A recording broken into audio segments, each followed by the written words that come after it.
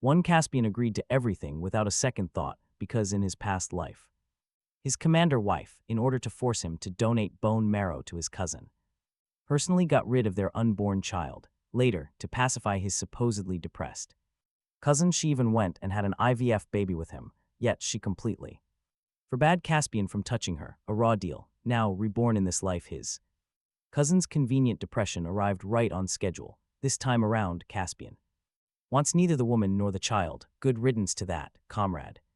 Caspian, you scored first place in the entire city for the college entrance exams, since your family and your wife are both right here in the capital. Just put down Capital University as your top choice. Fine, the teacher's cheerful sentence hit Caspian like a jolt, making him stand straight up instantly. Teacher, I want to apply for the National Defense University. I am determined to pursue scientific research and contribute to our country, reborn. Once he will never again cling to the family and love that he simply cannot win back. He wants to go far, far away, never to return to the capital again.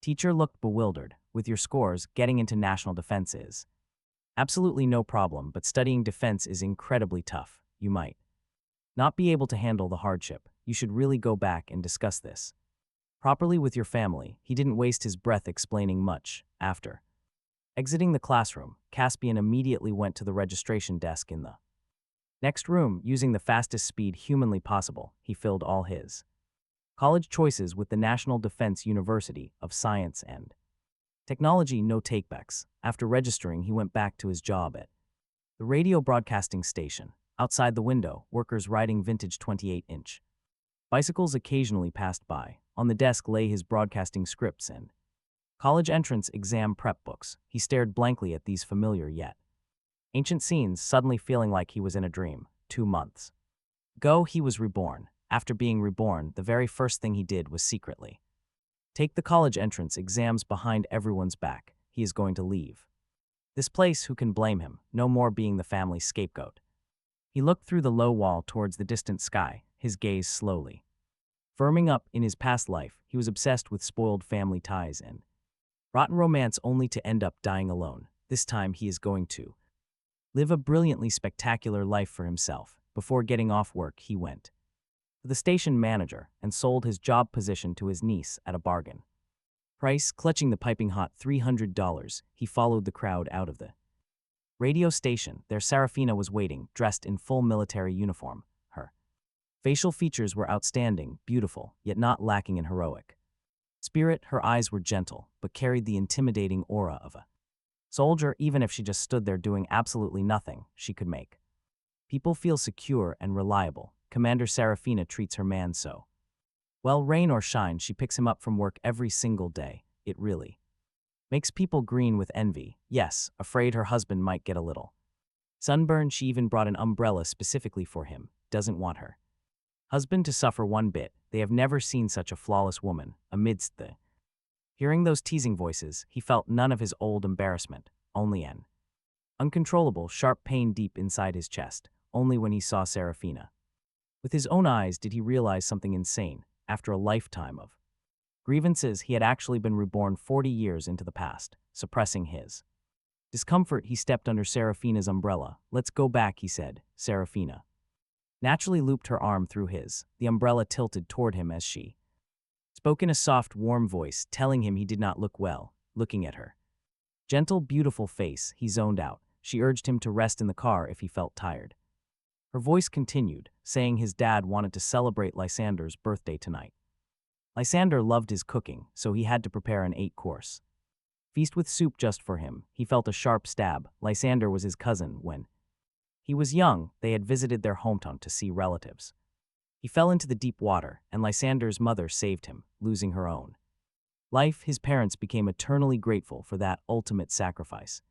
So they brought Lysander in. He could not remember when the shift started, but as long as he clashed with Lysander, he was always branded as the unreasonable one. He had to constantly step back, surrender his clothes, surrender his room, surrender his own parents. He even had to hand over his hard-earned art troupe quota to Lysander. But the real kicker, his own wife Serafina, gossiping with her comrades, admitting that her absolute greatest regret was not marrying Lysander. Talk about a brutal blow, right in His hands clenched into tight fists. He took a slow breath.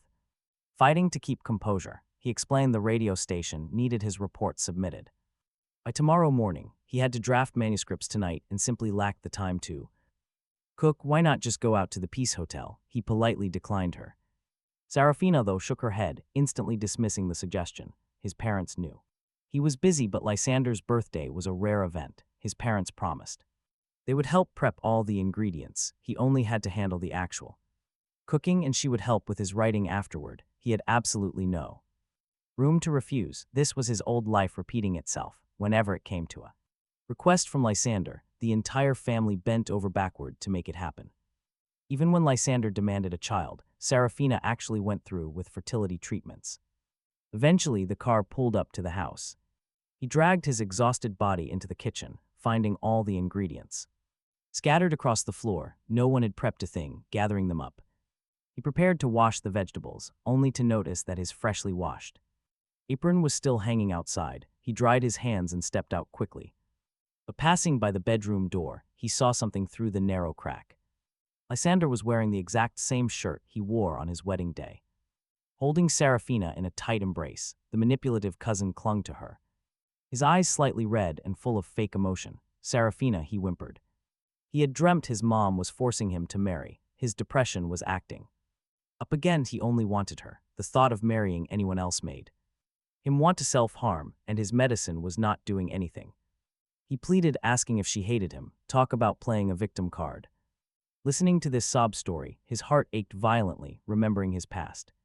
Having lived through an entire past lifetime, Caspian could easily predict what Serafina's answer would be. He instinctively turned to leave, but her gentle, lingering response still struck his ears right on schedule. I like you. 4 light, airy words, yet they hit his heart like a heavy sledgehammer. Caspian actually never quite understood, even though theirs was an arranged marriage. Serafina was the one who fell in love with him at first sight. Under the witness of the organization, she swore she would treat him well for a lifetime. They too once had incredibly sweet times. She was the unprecedented perfect wife. On everyone's lips, loving him like her own life. Once she was critically injured on a mission and was on the brink of death. Even the doctors had given up treatment. At that time, Caspian stayed by her hospital bed and shouted at her as she lay in a coma for 3 days and 3 nights, Serafina, if you die, I will immediately marry someone else. And then she woke up, even tightly grabbing his hand and saying, hubby, I was wrong. I promised to guard you for lifetime, to treat you well. Please do not abandon me. Everyone said that Serafina could fight the Grim Reaper himself for her husband, but why did a person who loved him so much change the moment she met Lysander? Caspian let out a self-deprecating laugh, didn't bother going to fetch the apron, and turned to head downstairs. His heart, however, gained an extra layer of determination. As soon as the university admission letter arrives, he will leave. In his past life, Serafina loved but couldn't have him. In this life, he grants her total freedom. After working alone in the kitchen for 3 solid hours, he finally finished cooking the meal. When he carried the dishes out, Mr. and Mrs. Vance had already returned home. On the table sat an incredibly beautiful rose cake. They were gathered around Lysander, slicing a watermelon. Lysander deliberately took a bite out of Serafina's slice of melon and smiled. Audaciously, Serafina, I tested it for you. It is so sweet. Caspian forcefully endured his disgust, pushed the door, and walked in. Seeing him, Lysander instantly changed his face, threw away the watermelon, clung to Serafina, and spoke with a pout. Brother Caspian, can you please just divorce Serafina? As his words fell, a dead silence filled the room.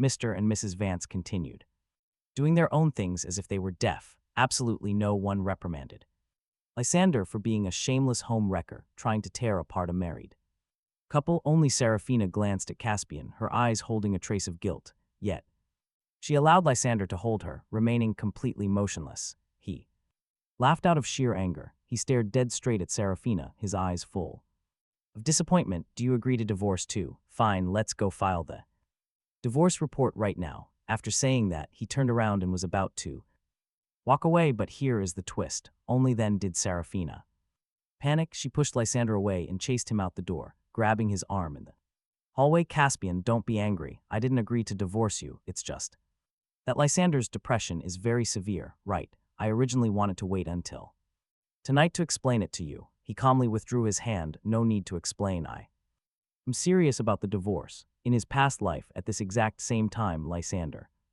also wanted Serafina to divorce him, but he didn't agree. Back then, he felt he had. He had already given up so much, unable to bear losing his final love. Even though Lysander did not get exactly what he wanted. He stirred the pot so much that Caspian and Serafina never shared an intimate life again. What was the difference? He was basically living like a monk anyway. Serafina begs him not to speak out of anger, but he refutes it. He stares directly into Serafina's eyes, watching the sudden panic rising inside them. Suddenly, he did not know whether to feel pathetic or completely laughable. Word by painful word, he finally voices every grievance suppressed for 2 lifetimes. He brings up 6 months ago, when Lysander needed a leukemia match. Caspian donated blood and took a long time to recover from the procedure. She claimed their home conditions were bad, telling him to recuperate at the clinic. Yet she did not visit him for days until he recovered and was discharged early. 2 hours early, just guess what he saw when he finally walked back home. She went pale instantly, reaching out to hug him, a truly heartbreaking sight. She begs him to listen, claiming Lysander's depression flared up that morning. He was secretly cutting his wrists, which is why she gave him a comforting hug. They did nothing else, she claims, but Caspian immediately cuts her off.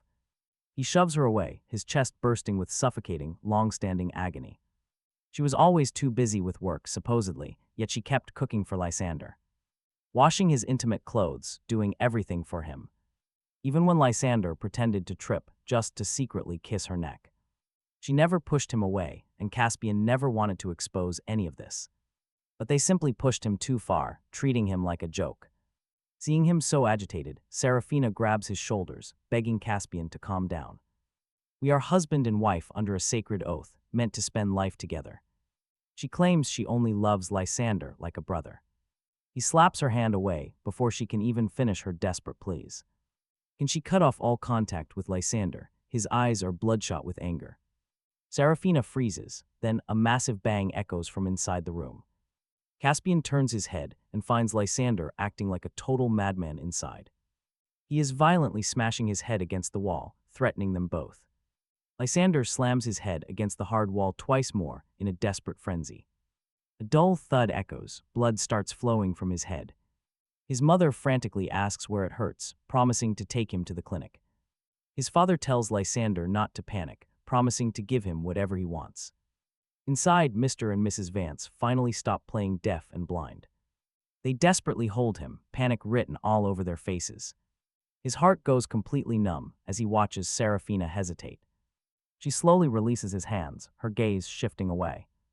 I love you, she promises, before sprinting straight back to Lysander. Caspian watches her go. This makes 2 lifetimes of being discarded. He has lost count of how many times he was left behind in the end. He was always the one left alone, but he does not want them anymore. As he turns to walk away, Mr. Vance charges out and slaps him hard. He demands to know why Caspian insists on driving Lysander to his death. Mrs. Vance cradles Alexander as they emerge, comforting him tenderly. She still turns to glare coldly at Caspian, get out of here. She screams that from this moment on, she no longer has a son like him. And this is far from the first time she has said it. Normally, he would just break and instantly admit fault. But not today. He clutches his stinging face, swallowing the metallic taste of blood. He stares blankly at the 4 people before him, then walks away. Behind him, Serafina calls out in deep disapproval. She scolds him for throwing a childish tantrum with his parents. She tells him to apologize so they can celebrate Alexander's birthday. His father snaps, let him leave. He does not have a single penny. If he wants to sleep on the streets, let him freeze. Caspian stops. His chest tightens with a suffocating ache. For years, his parents used family unity as an excuse to control all of his finances. Both Caspian and his wife had to surrender their entire salaries. They strictly calculated every single penny, forcing him to fund everything. When his shoelaces broke and he wanted a simple new pair, costing less than $50, his mother scolded him for being fussy. She told him to just find a random string and tie it instead. She did not want people saying their family raised a restless son. Yet when Alexander bought expensive denim jackets and designer sneakers and watches worth hundreds, she would smile warmly at her precious nephew. He deserved the best, and today they all forgot one thing. Today was also Caspian's birthday, but none of it matters now. If they will not love him, he will love himself. He clutches $300. With the cash from selling his job, he buys a small rose cake. He takes a bite, then another. The cake is sweet, but his heart is bitter. It turns out getting the same cake as Alexander brings no joy. Perhaps he should have never expected anything from the people who hurt him. Everything was stolen by Alexander anyway. Suddenly, a foul taste floods his mouth. He begins to vomit violently. An hour later, he sits before a doctor. He learns he has a mild concussion from his father's brutal slap. Exhausted, he walks out clutching the report, only to run into Serafina. She is holding a document in her hand with striking red letters. Talk about a painful reality check. It is a divorce report. She frantically crumples it. She shoves the paper ball into her pocket, pretending nothing happened. She smiles warmly, taking his hand to ask if he heard about Alexander. Since Alexander is hospitalized, she assumes Caspian came specifically to see him. She says his father only slapped him because he ruined the birthday party. She urges him to apologize in the ward, so things go back to how they were. After all, peace brings prosperity to family. Caspian genuinely does not know what his fault is. Is it because he refused to hand over his own wife? She pulls him toward the ward. Stopping right outside the door, they hear Alexander speaking inside. He asks about the IVF child with Serafina, wondering if it's a boy or... He stumbled back in shock, crashing straight into Serafina before quickly pulling himself together. Standing tall as if pricked by a needle, he turned his bloodshot eyes toward her. Staring at Serafina, he asked if she brought him here just to announce this. That she was having an in vitro baby with Lysander. Serafina opened her mouth. But before she could speak, Lysander rushed from the ward, begging pitifully for Caspian. Asking Caspian not to blame Serafina, he claimed he just wanted a child. He said they followed national policy, with no plans to ever marry. A child was his only hope for companionship for the rest of his life. Asking if Caspian could understand, but Caspian only stared coldly at Serafina. He quietly asked if she had agreed, his blank gaze piercing her. Panicking, Serafina quickly told Caspian to stay calm. She insisted this was just a scientific procedure with no physical contact. They were still innocent, but Caspian was done playing along. Tearing away his polite facade, he responded with nothing but pure sarcasm. How could they literally have a baby together and still call it innocent? He asked where she got the nerve to demand his understanding, his eyes trembling. In his past life, Serafina used missions as an excuse to avoid coming home. By the time he found out about the in vitro procedure, she had already given birth. She bore a pale, chubby child for Lysander, who was showered with endless love. No one could possibly imagine the sheer despair Caspian had felt back then. Watching Lysander and Serafina's child call her mother had broken him completely.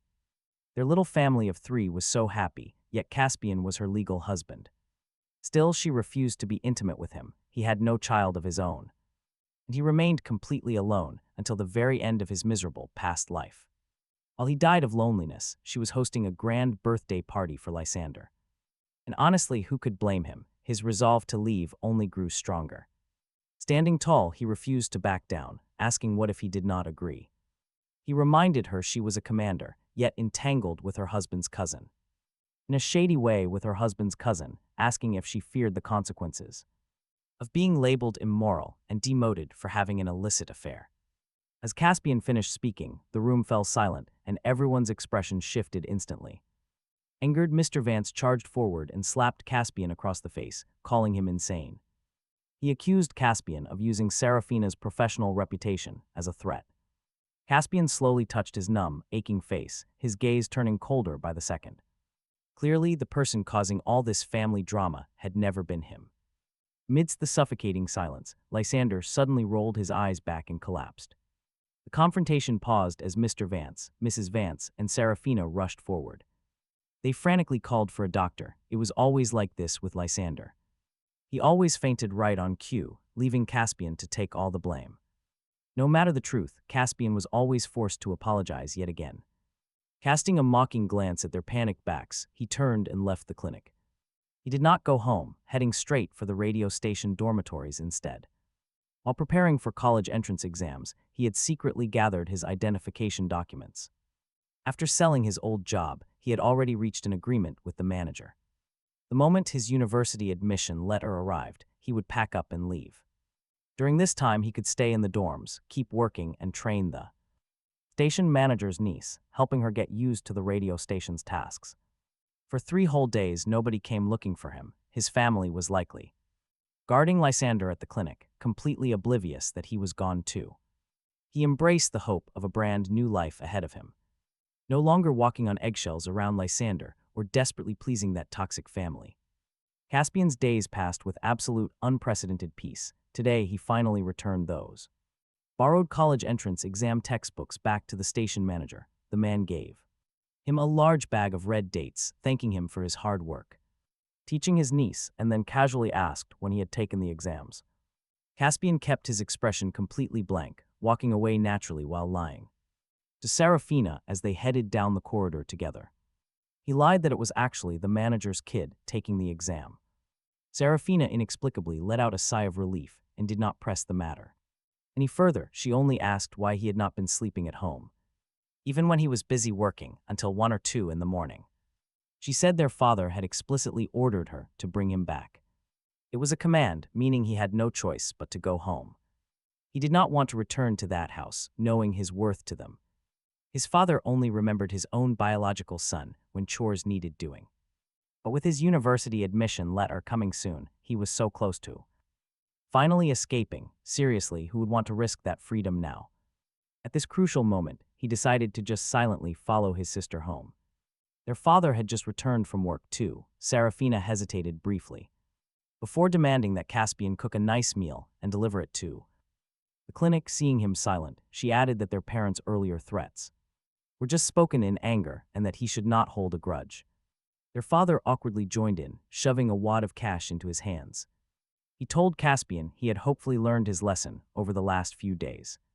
Then he ordered him to buy groceries, cook, and bring food too. Lysander, who only liked Caspian's cooking, the younger brother, had not eaten well at the clinic and had lost weight. Those demanding words pierced Caspian's ears like sharp needles. In his past life, he would have hugged his sister and cried out his frustrations, but now he had absolutely nothing to say. He took the cash in complete silence and walked straight outside. With zero expectations left for this family, they could never hurt him again. He bought the groceries, cooked, ate his own dinner first, and only then headed to the clinic. From down the hallway, he heard happy laughter coming from the ward, but the moment he walked in, the room froze completely. His mother snatched the lunchbox from his hands with a cold face, complaining about how slow he was. Serafina had wanted to stay with Lysander before her next mission, but she ran out of time, leaving Lysander starving. Without waiting for Caspian to explain, Mrs. Vance added in a casual tone that since Lysander was recovering, the art troupe no longer wanted him. She casually demanded that Caspian hand his radio station job over to his brother. Caspian looked down with a sarcastic glance. His own family was at it again. Demanding he step aside for Lysander had basically become a family tradition.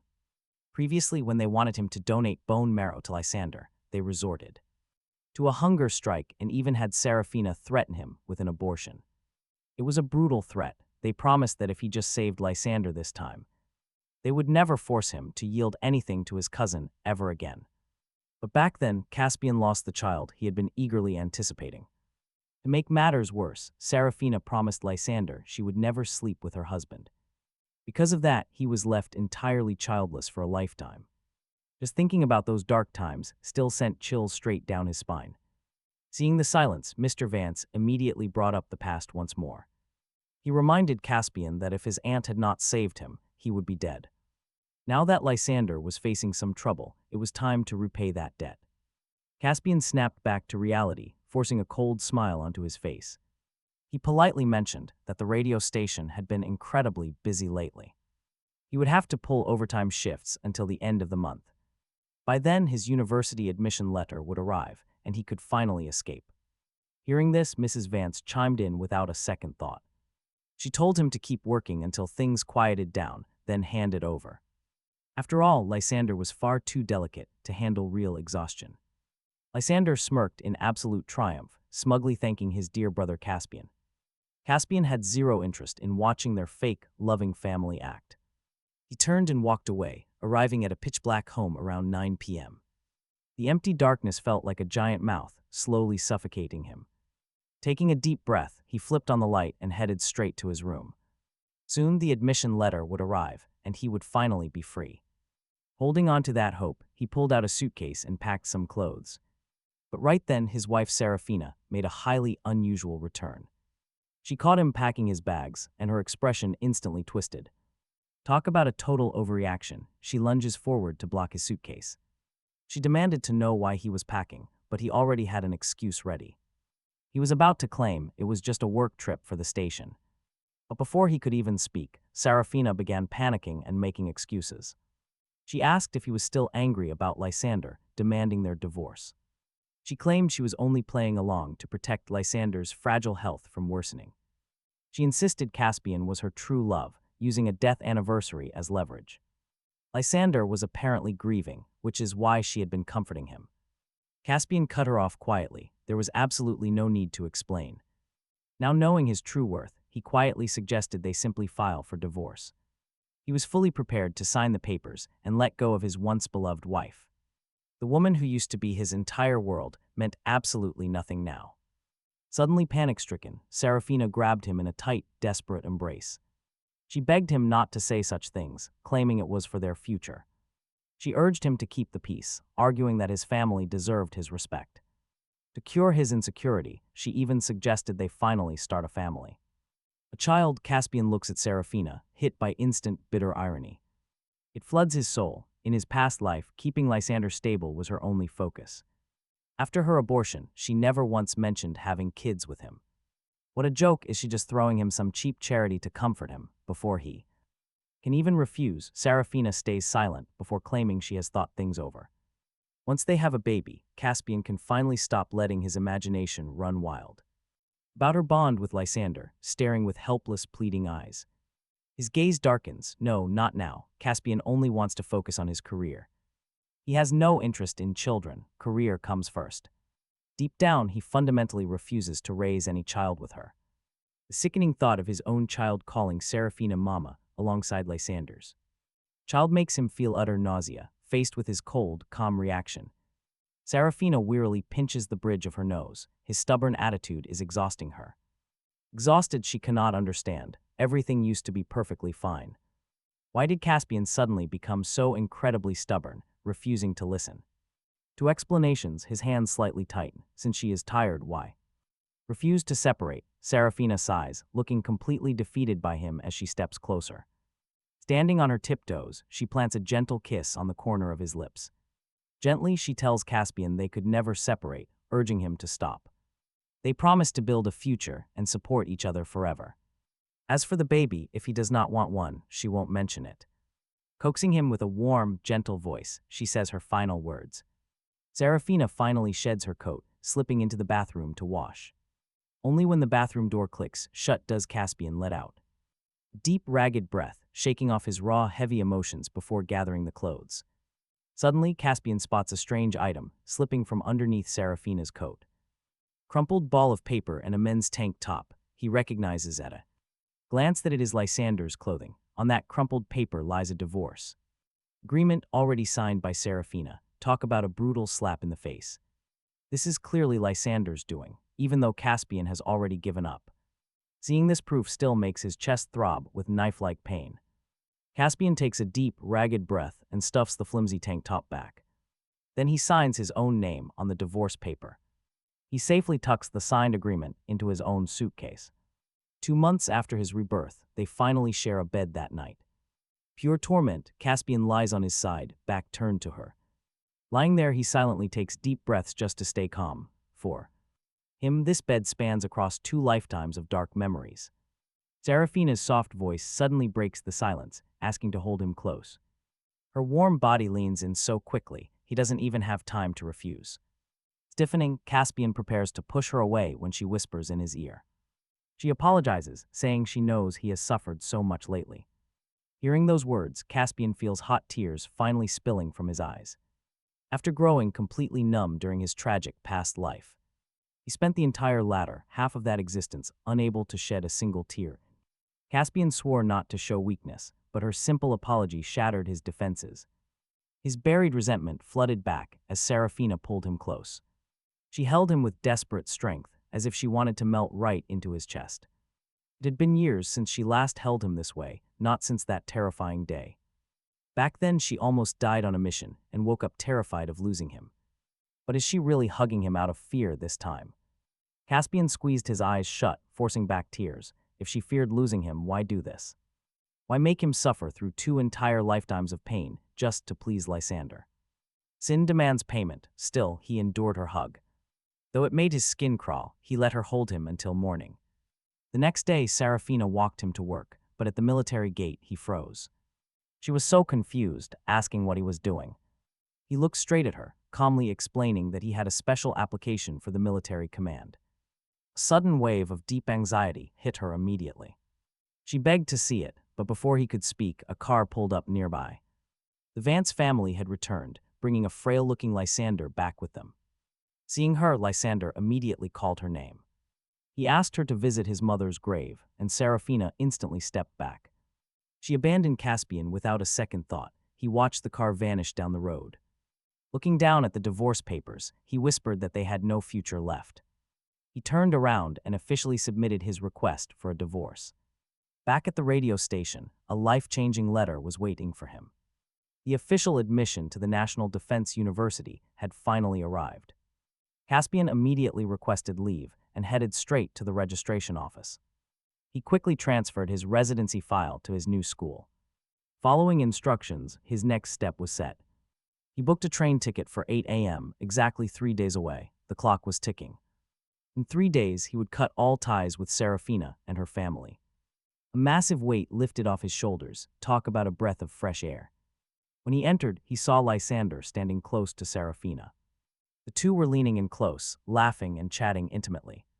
Spotting him, Serafina jumped up and called his name. She asked why he came back alone, claiming she was just about to pick him up. Caspian let out a cold, soft smile, pointing out that his shift actually ended hours ago. Since it was nearly 8 p.m., Serafina froze in deep guilt, stammering an apology.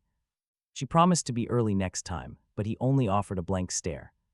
With her mind entirely on Lysander, those words were nothing but empty lies. Still, she acted truly remorseful and gently guided him to his room. She told him to rest while she personally cooked a meal for him. He let her go. Soon, Mr. Vance made a cruel request. He asked Caspian to step aside and hand Serafina over to Lysander. As heavy cigarette smoke stung his eyes, Caspian let out a bitter, mocking laugh. He asked if the old man remembered how he used to cry from smoke as a child. Shamed by the reminder, the old man struggled to maintain his proud composure. Defending his blatant wrongdoing, Mr. Vance raised his voice in sudden anger. How can you accuse your own father? Mr. Vance demands respect if Caspian still wants a dad. He demands Caspian sleep separately now to keep Lysander calm. These biased words are totally meaningless now. Caspian has absolutely zero intention of ever standing in the way of their family happiness. Go congratulate Lysander, he gets his wish soon. Everything Lysander wants, he will get once Caspian leaves. Seeing Caspian yield, Mr. Vance softens his tone, instantly demanding to know why he talks like that. Aren't you a member of this family too? His father asks him. But it is good he finally thought it through now. Once the divorce is settled, Mr. Vance promises to find him a better wife at work. Then they can live in harmony. With that, he leaves. Caspian laughs aloud in sheer anger, a harmonious whole family. How does the old man even have the face to say that out loud to him? Caspian just suppresses his rage, smiles, and squeezes his ticket. You can just feel the relief as he tightly holds that ticket. Taking those college entrance exams right after his rebirth was truly his ultimate saving grace. For 2 days, Lysander remains clinic-bound, only coming home to relax. His highly devoted family does absolutely everything to keep his fragile mood completely perfect. They even take him mountain climbing and lake boating, even posing quite happily together for a brand new family portrait. Caspian is left entirely out, pure isolation. Another night passes, and his departure morning finally arrives. Caspian wakes up bright and early, happily preparing a fresh bowl of hot noodles now. He carefully poaches 2 eggs, but familiar whispers suddenly echo from outside the front door. Lysander stands there, arm wrapped tightly around Serafina. He tells her he is scared about the checkups today. Pre-pregnancy checkups and IVF are mentioned, prompting Caspian to slowly push the door open. They instantly freeze. Seeing him enter, silence falls. Serafina casually helps him carry his hot bowl of noodles. She mentions his promise to hand over his job to Lysander. Serafina casually asks about bringing Lysander to the radio station this very afternoon now. Caspian remembers using busy station work just to stall him. Seeing the sheer impatience in Lysander's eyes, he simply nods. His expression stays blank. Serafina suspects absolutely nothing. She happily offers to walk him out to work later. They will apparently return together for a massive celebration tonight. Their doting parents want to properly celebrate Lysander's supposedly brilliant new job later tonight. Caspian hides the mockery in his eyes, quietly agreeing with them. By tonight, their celebration or rage will not concern him. At 8 a.m., his train departs. Let us see how they feel about that move. Lysander smugly boasts about doing IVF today, planning to get her pregnant. He brags that everyone, including Caspian's own wife, is on his side. Once the baby is born, Lysander claims they will finally be the true parents instead.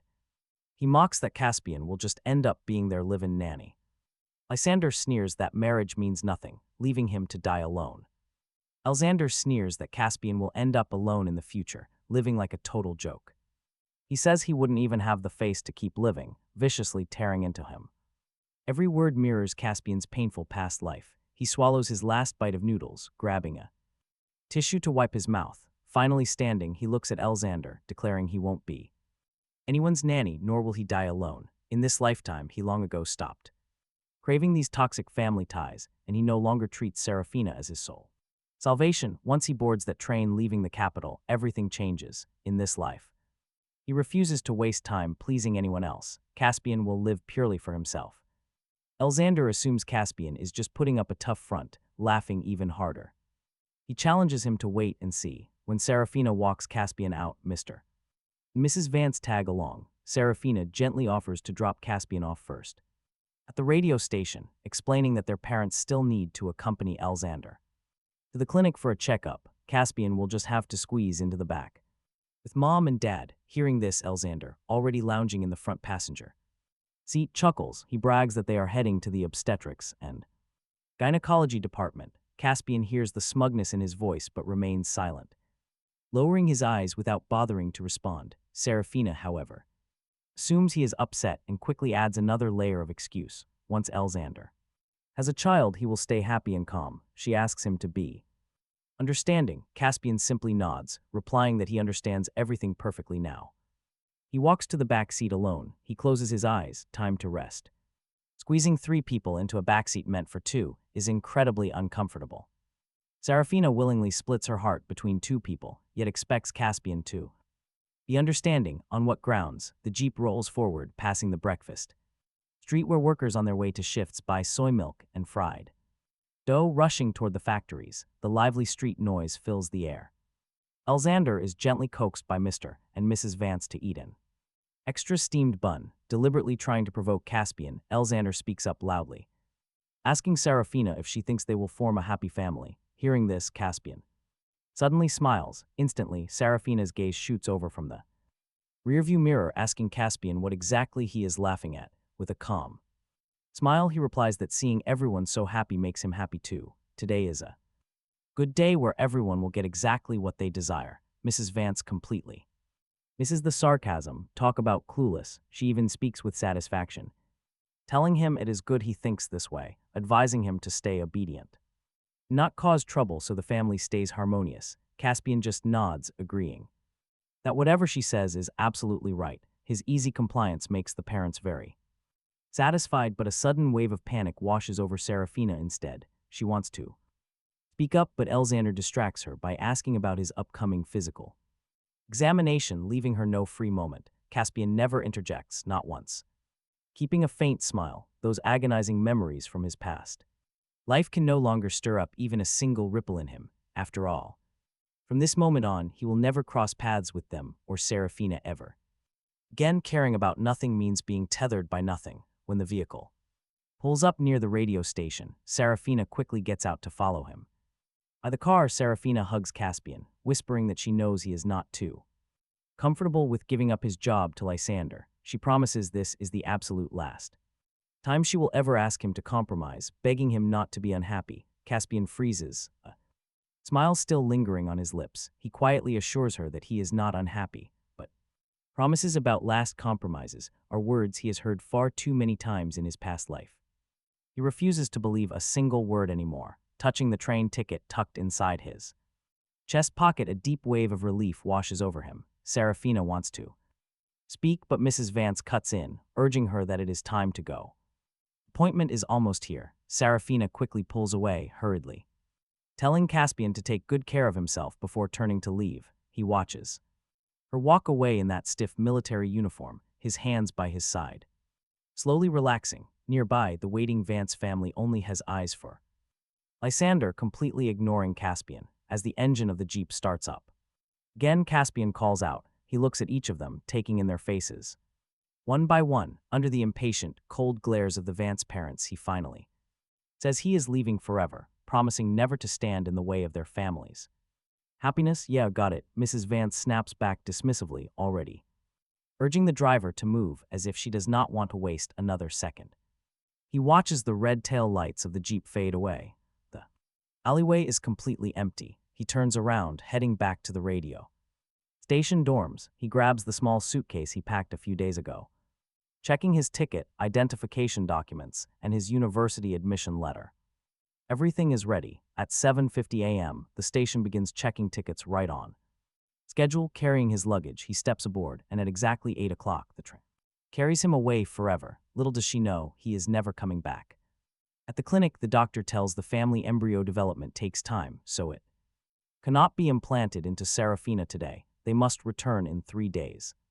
By the time they finally leave the clinic, it is already noon. Lysander suggests they go home to rest before celebrating. After all, Serafina is having his baby. He even suggests inviting all the neighbors over for a massive feast. But Serafina seems completely distracted, lost in her own thoughts. The morning was far too hectic, but now she has a quiet moment to remember the expression on Caspian's face when they parted at dawn. Back then, his whole attitude felt totally different. Caspian had always been gentle yet stubborn, constantly feeling second best because the family clearly favored Lysander. His face used to wear nothing but quiet sadness and deep insecurity, but this morning, he was smiling the whole time, sending a sudden, cold panic through her.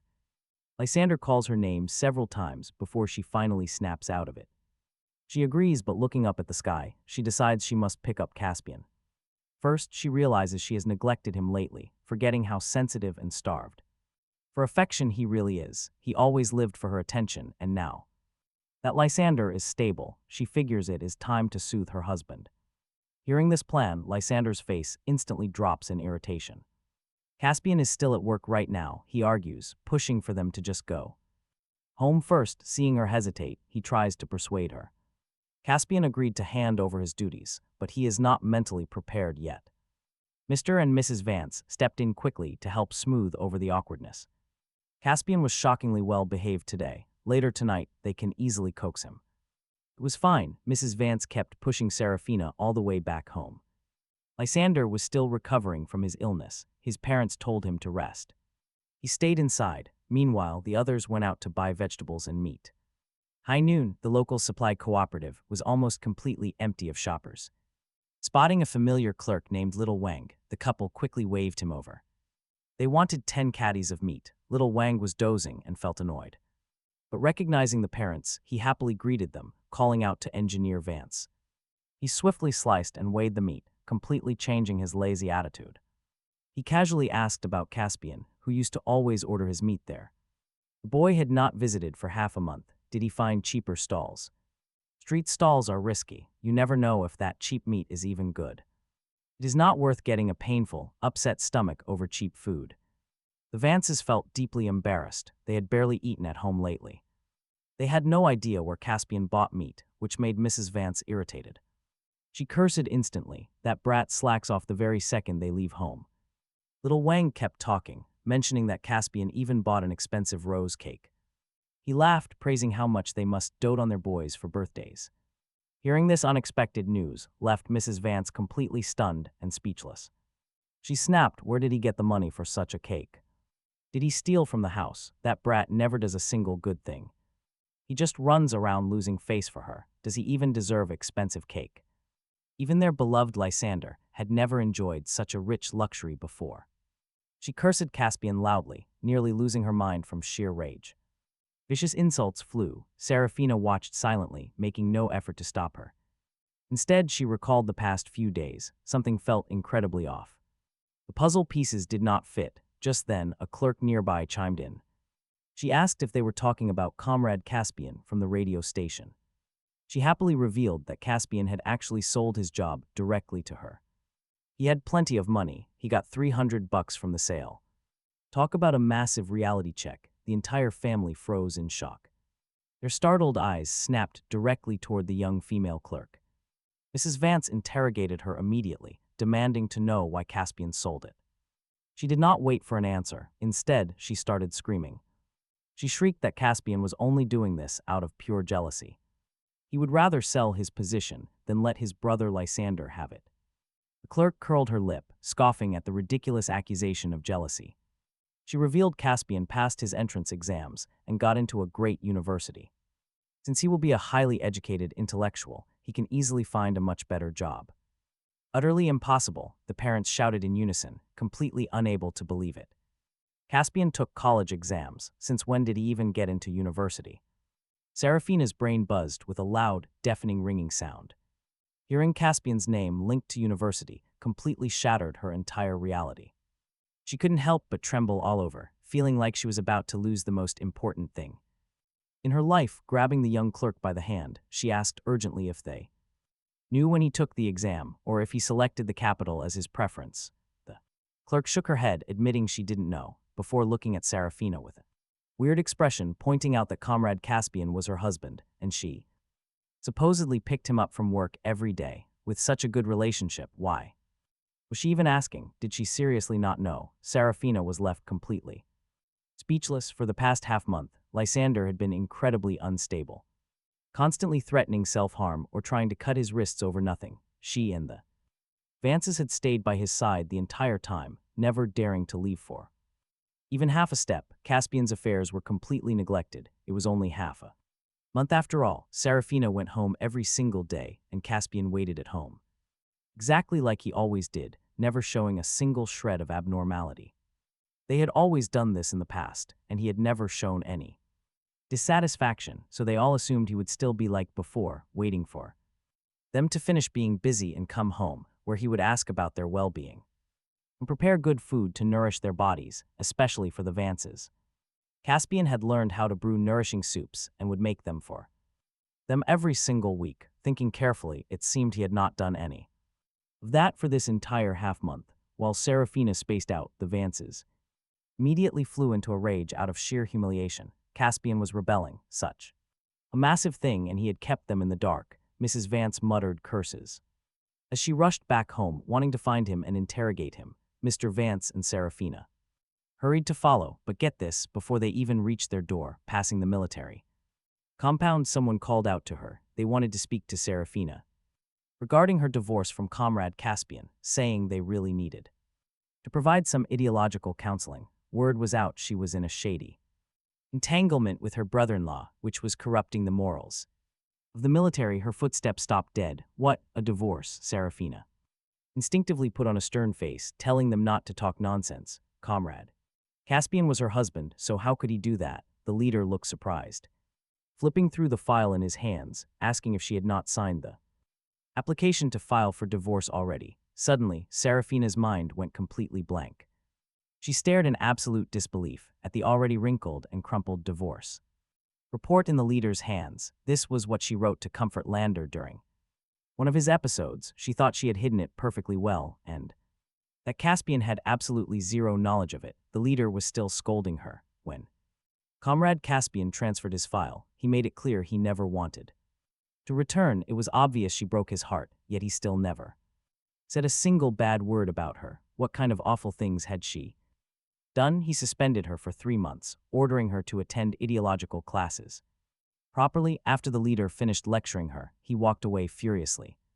Serafina stood rooted to the spot, her body freezing cold. Not a Single word could escape her lips. Mrs. Vance shook her awake, demanding to know if the leader's words were true, her voice shaking as she asked. Mrs. Vance kept crying, asking why Caspian transferred his school files and refused to come back. Was he really refusing to be a son to her? Mr. Vance stood there, completely shocked. Serafina snapped back, trying to sound calm, insisting Caspian would never do that. He could not leave them, he was just speaking out of pure anger. Since university classes had not started yet, she managed to find some hope. They had neglected Caspian for way too long. It was time to go home and apologize. Once his anger settled, things would be fine. She immediately ran back home. Mr. and Mrs. Vance exchanged a look. Deep down, they knew they were wrong. They still stubbornly felt Caspian was threatening them, but they were definitely in the wrong. Let's cook him something he loves, like scrambled eggs with chives, Mr. Vance suggested. Mrs. Vance nodded in agreement. The three of them quickly headed back to the house. They reached the front door. Everyone paused, desperately trying to mask their guilt. Serafina was about to push the door open when she heard Lysander talking on the phone. Lysander was inside, warning someone on the other end about the truth of what he did. He confessed to pushing Caspian and his own mother into the deep water to drown her. He told them to take the money and let this secret rot in their stomach forever. Nobody could know. Caspian was just lucky to survive, since Lysander wanted him dead too. By faking depression and driving Caspian to suicide, he could claim all the family money. He promised to contact them later. Outside, every single word sounded like a thunderbolt. Absolute shock, Mrs. Vance stood completely frozen, her eyes widening in horror. She pointed at the door, turning around to look at her husband and Serafina. Her mouth hung open, but she could not squeeze out a single word. Caspian's past miserable, desperate face flashed vividly before her eyes. Her heart burned with an intense, agonizing heat, making her whole body tremble. Inside, Lysander continued his arrogant, icy warnings to the person on the phone. He ordered them to stay quiet, threatening that if he goes down, they get nothing. He slammed the landline receiver down with a loud, aggressive bang. Lysander swung the door open, planning to head downstairs to wait for Serafina. He planned to fake some illness so she would stay with him tonight. But instead, he came face to face with all three of them. Lysander let out a sharp gasp, the fake smile on his face instantly twisting. He tried to recover quickly, forcing a nervous smile onto his pale face. He asked Serafina and the Vances why they were back so early. Anxious about his phone conversation, Lysander cautiously asked if they had just returned. Mrs. Vance stared blankly as Serafina's expression hardened with a deadly, freezing chill. Serafina glared at Lysander, a cold, murderous aura radiating from her entire body. She looked like a soldier facing her worst enemy on a bloody battlefield.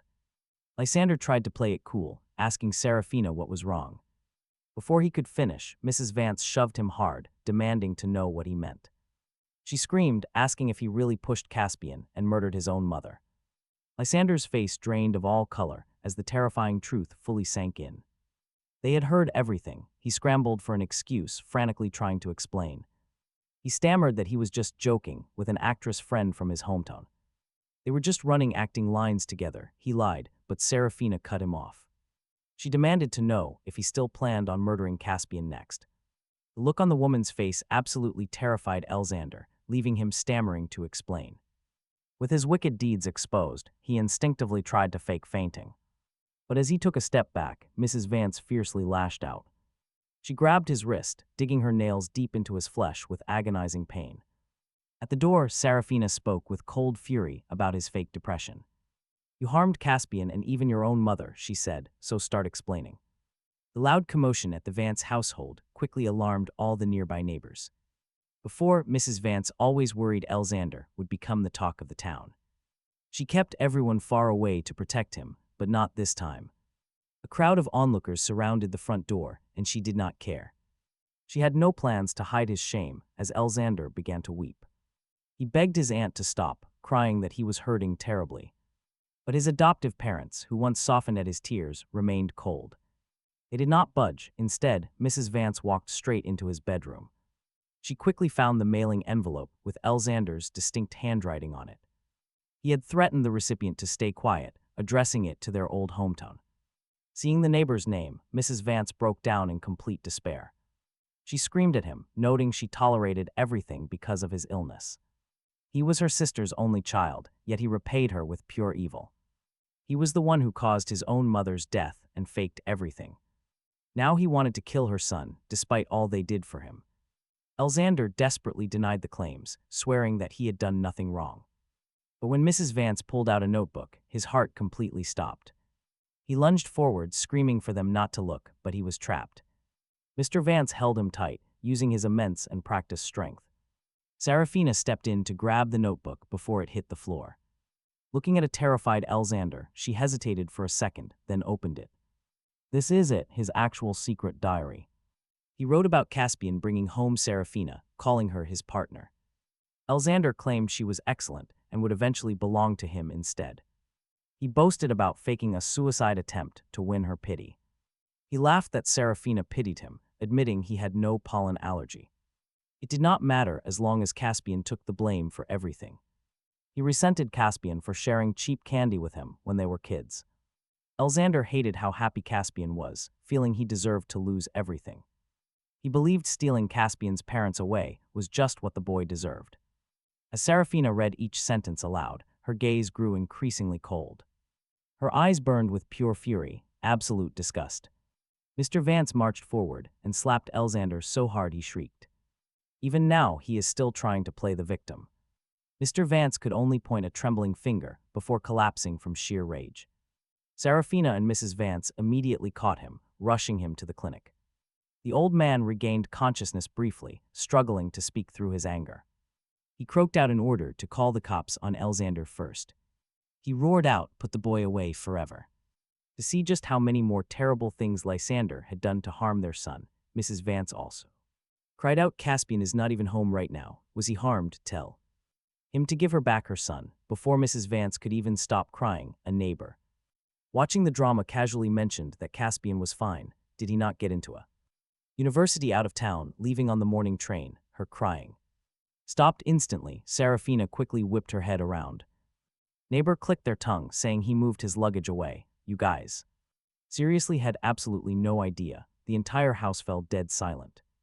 Heavy silence. It seemed no one could comprehend what those words meant. Serafina practically stumbled, having to lean against the wall to keep from collapsing onto the floor. She forcefully dragged herself to the room Caspian shared with her. Opening the door, the entire room was completely empty. There was absolutely nothing left. She whispered his name.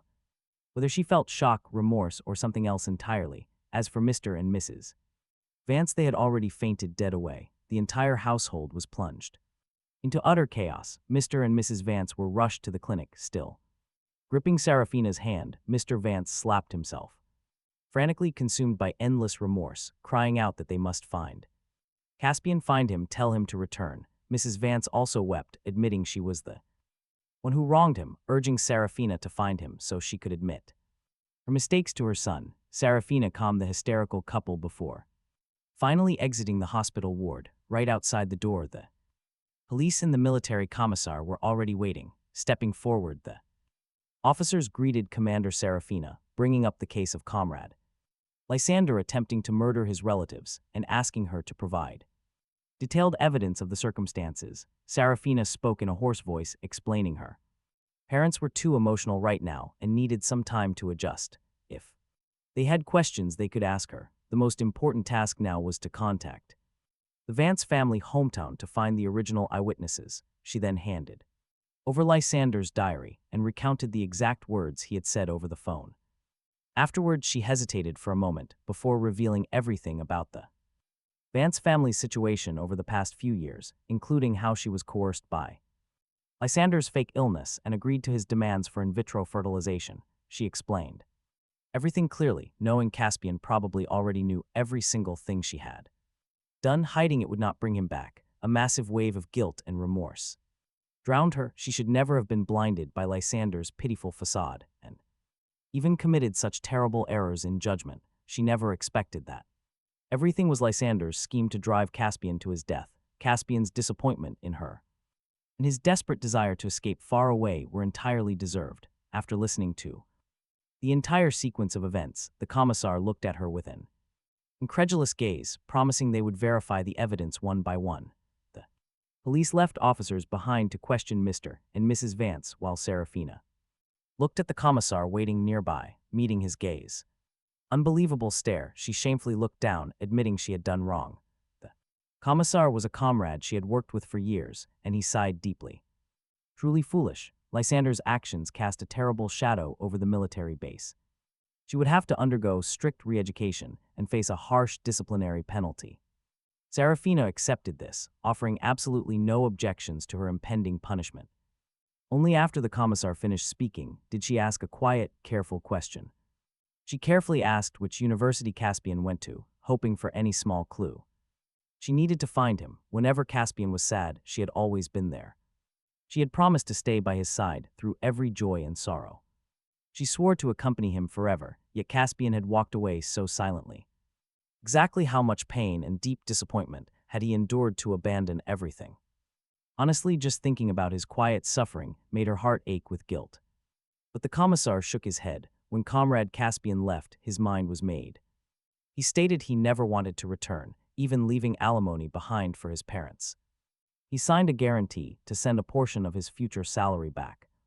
His only request was for the organization to keep his location a secret. They felt guilty for delaying his life and easily agreed. They felt bad that the partner they arranged had held him back.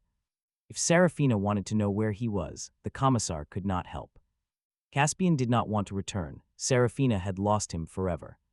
She felt all the strength drained from her body, collapsing onto the ground. As a tough soldier, she was accustomed to shedding blood, never tears. But now her eyes burned red as heavy tears finally surged out. After a long moment, she covered her face, her muffled voice sounding broken. She cried out in a painful, desperate plea, calling for her lost Caspian. Brace yourselves, because Lysander's horrifying crimes were soon proven entirely true. He had actually pushed his own biological mother into the water and murdered her. Due to the horrific nature of his crimes, he was locked away in prison. Mrs. Vance wept bitterly over the tragedy, grieving both her sister and her son. She had lost everything. Meanwhile, Mr. Vance quit his job as a technician. He traveled everywhere, desperately asking anyone for news about Caspian's whereabouts. As for Serafina, she chose to stay in the Vance household. She watched over the quiet room that once belonged to her and Caspian. She took on dangerous missions, searching the entire country, hoping to find him. All she wanted was to make amends. Meanwhile, Caspian boarded a crowded train. He searched through the packed carriages until he finally located his assigned seat.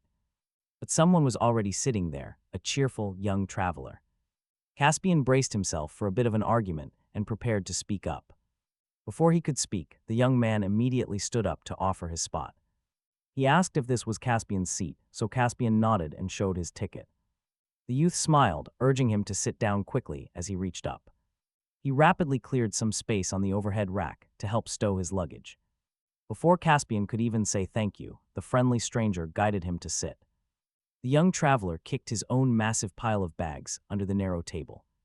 He sat down and noticed Caspian was still staring at him in complete disbelief. The youth laughed, telling him not to worry since the window seat was his anyway. He got there early because some rude passengers were trying to hoard all the room. Their seats, Barnaby got into a fight with them and snatched them back, figuring he should save. Caspian's seat too, saving him the trouble of fighting them. Hearing this, Caspian finally realized the young man had helped him. He quickly expressed his gratitude, thanking him for being so incredibly warm-hearted and kind. The lad waved his hand dismissively, saying he just loved picking fights, watching his bold and uninhibited manner. Caspian couldn't help but burst into laughter, seeing him laugh. The young lad stared at him for a long while, calling him really good-looking, being praised so out of nowhere. Caspian's ears turned red, seeing him blush. The young lad changed the subject, introducing himself as Barnaby from South City, heading to the National Defense University to study. He asked Caspian about himself. Hearing this, Caspian was surprised because he was also heading to the same National Defense University. Introducing himself as Caspian, Barnaby got excited. He blurted out, "You are going there too? What a coincidence. Are you going through conscription or scientific research? They might even end up in the same class." Caspian listened to his nonstop chatter as Barnaby spilled all his wild deductions, his rapid speaking speed leaving absolutely zero room to interject. Feeling his bursting vitality, Caspian just smiled and nodded along. Maybe having the same destination, the two of them chatted even more enthusiastically. mostly it was because Barnaby's joy and excitement were practically uncontainable. According to him, because he had been living with relatives in the capital and couldn't disturb them while studying, he hadn't made friends his own age for a long time. Having finally gotten into university, he wanted to make lots of friends to hang out with. Barnaby had just graduated high school and immediately got into the National Defense University. He was exactly 18. While Caspian, accounting for 2 lifetimes, was almost 23, looking at him was like looking at a kid. Along the way, Caspian kept him company, chatting about everything under the sun and admiring the passing scenery. He didn't feel time passing too quickly at all. Imagine stepping onto this completely unfamiliar land where he finally realized he had truly crossed hundreds of miles to arrive in a strange territory he had never been to before. "Brother Caspian, are you hungry?" "I just bought 2 boiled eggs," Barnaby yelled, squeezing through the crowd to hand a piping hot egg to Caspian. He snapped out of it, smiled, peeled the egg for him, and stuffed it into his mouth. Honestly, talk about instant best friends. When filling out his preferences, he had applied for the furthest option, the National Defense University in South City. He had long prepared to start everything from scratch and was just calculating how to find a guest house tonight and move straight into the university dorms tomorrow. But Barnaby grabbed his hand. "Don't rush, brother Caspian. I'm a local of South City. Tonight, you just stay at my house." Unable to out-argue Barnaby, Caspian finally agreed to stay at his place for a night. The house, as he said, was completely empty. Seeing the padlocked courtyard gate, Caspian breathed a sigh of relief. "Brother Caspian, I told you nobody was home." Barnaby laughed, explaining his parents were both busy running everywhere right now.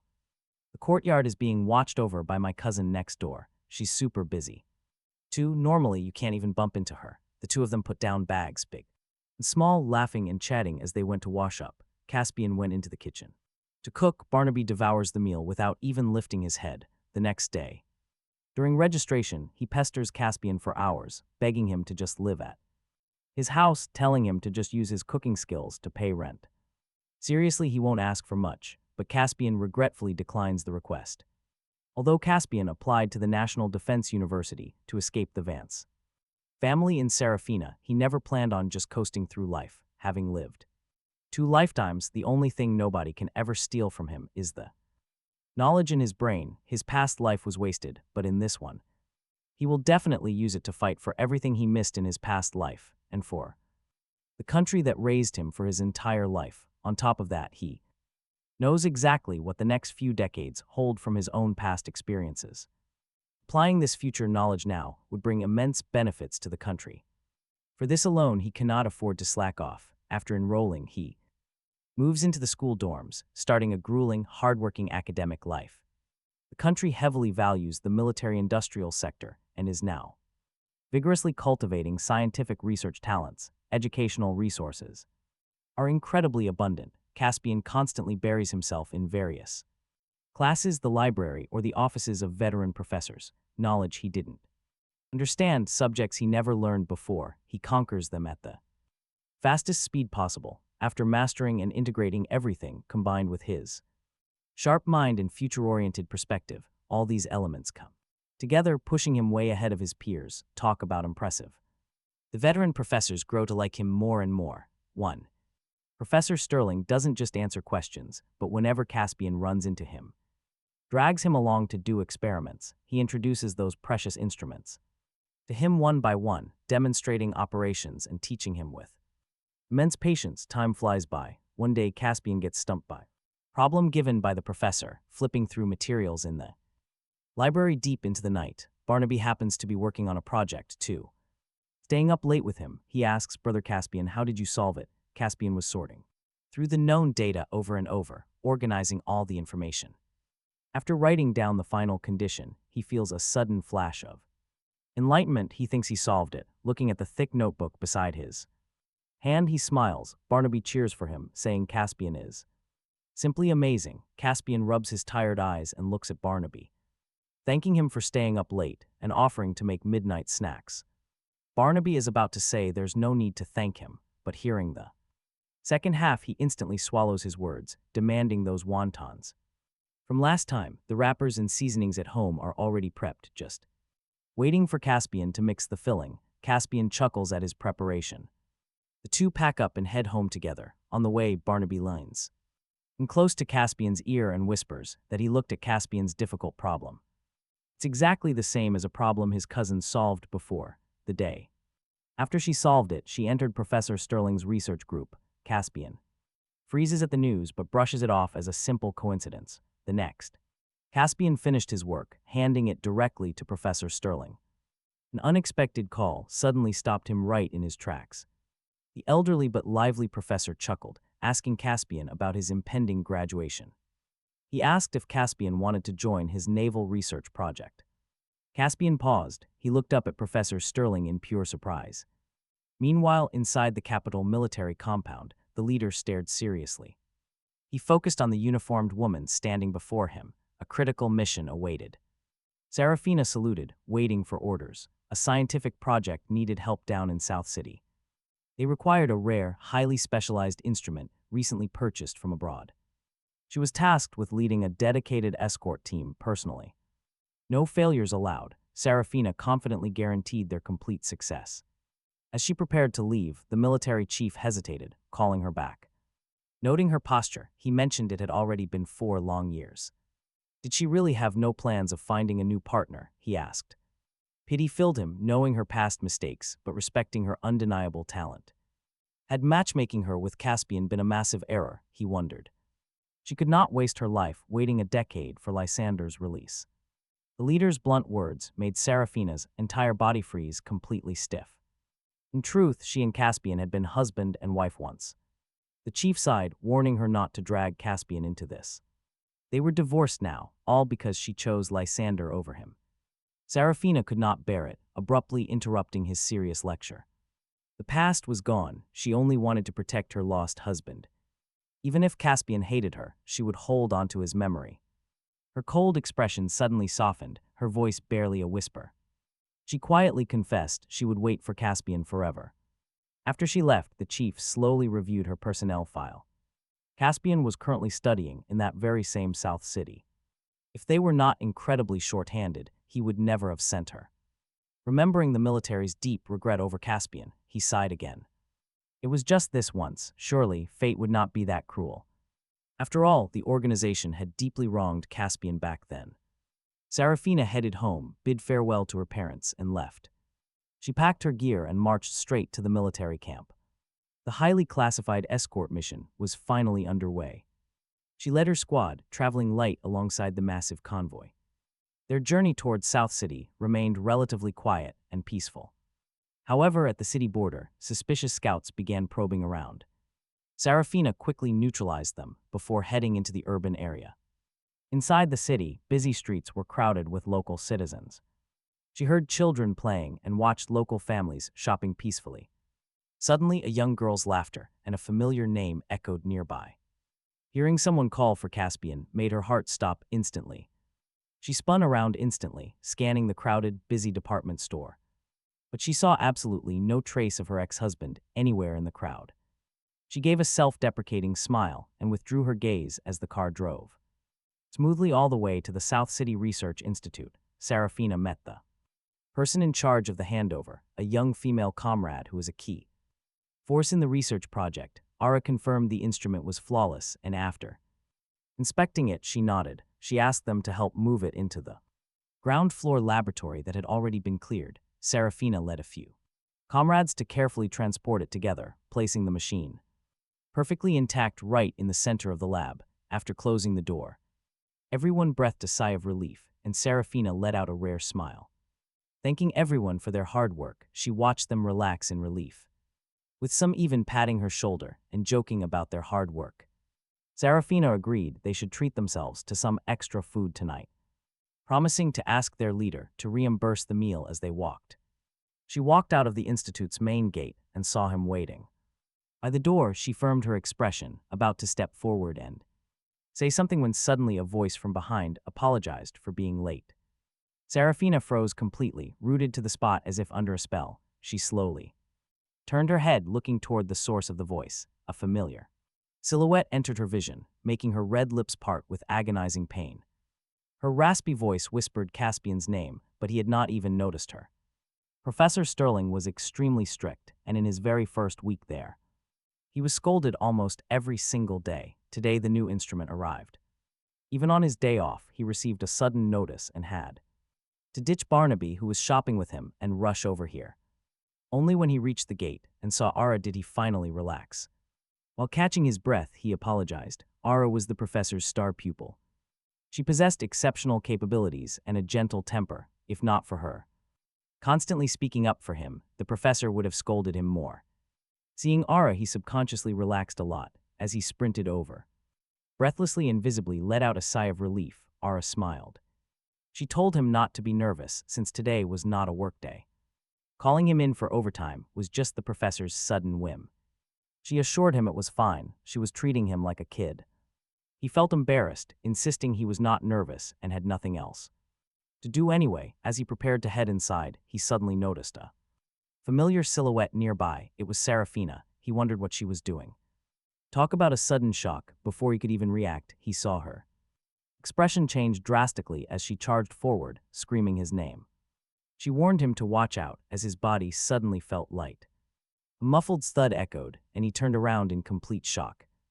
A young clerk riding a bicycle had experienced a brake failure, crashing straight toward them, yet Caspian, who was supposed to be hit, was completely unscathed. Instantly, Serafina rushed forward to grab the handlebars, forcefully halting the terrified clerk who was still desperately trying to pedal, ignoring everything else she suppressed. Her heart hammered wildly as she reached out to check if Caspian was hurt. But before she could finish, her fingers grasped empty air as he stepped away. He had already rushed to help another up, casually mentioning the institute medic. Serafina could only watch helplessly as Caspian completely ignored her presence. He supported another woman into the building, leaving Serafina completely stunned. Her teammate noticed her daze and hesitantly asked if she was all right. Snapping back to reality, Serafina forced a smile and insisted she was fine. She muttered that Caspian was doing well and that she was truly happy. Honestly, looking at her pale face, none of her comrades bought it. The Secure Institute housed highly classified, top-secret government projects. Naturally, Serafina and her team were forbidden from just wandering inside. Her comrades regretted leaving so early, wishing they had stayed inside longer. Now they were completely locked out, but Serafina only stared at the doors. The heavily guarded entrance was shut tight, with the inner lobby looking empty. Yet her intense gaze seemed capable of piercing right through the thick walls. She quietly told the others to go back first because she wanted to wait. She had to wait for Caspian. Knowing her deep depression, they did not argue. So they simply patted her shoulder and did not try to persuade her. They returned to the guest house while Serafina waited outside in broad daylight. Day turned to night, but Caspian never emerged. Night turned back to dawn. Guard shifts changed multiple times, but she remained standing in the distance. She stared unblinkingly at the main gate, her focus locked on the entrance. The guards checked her credentials, advising her to go back and rest. They explained that researchers had dedicated living quarters inside the facility. Often losing track of time, researchers wouldn't emerge for weeks on end.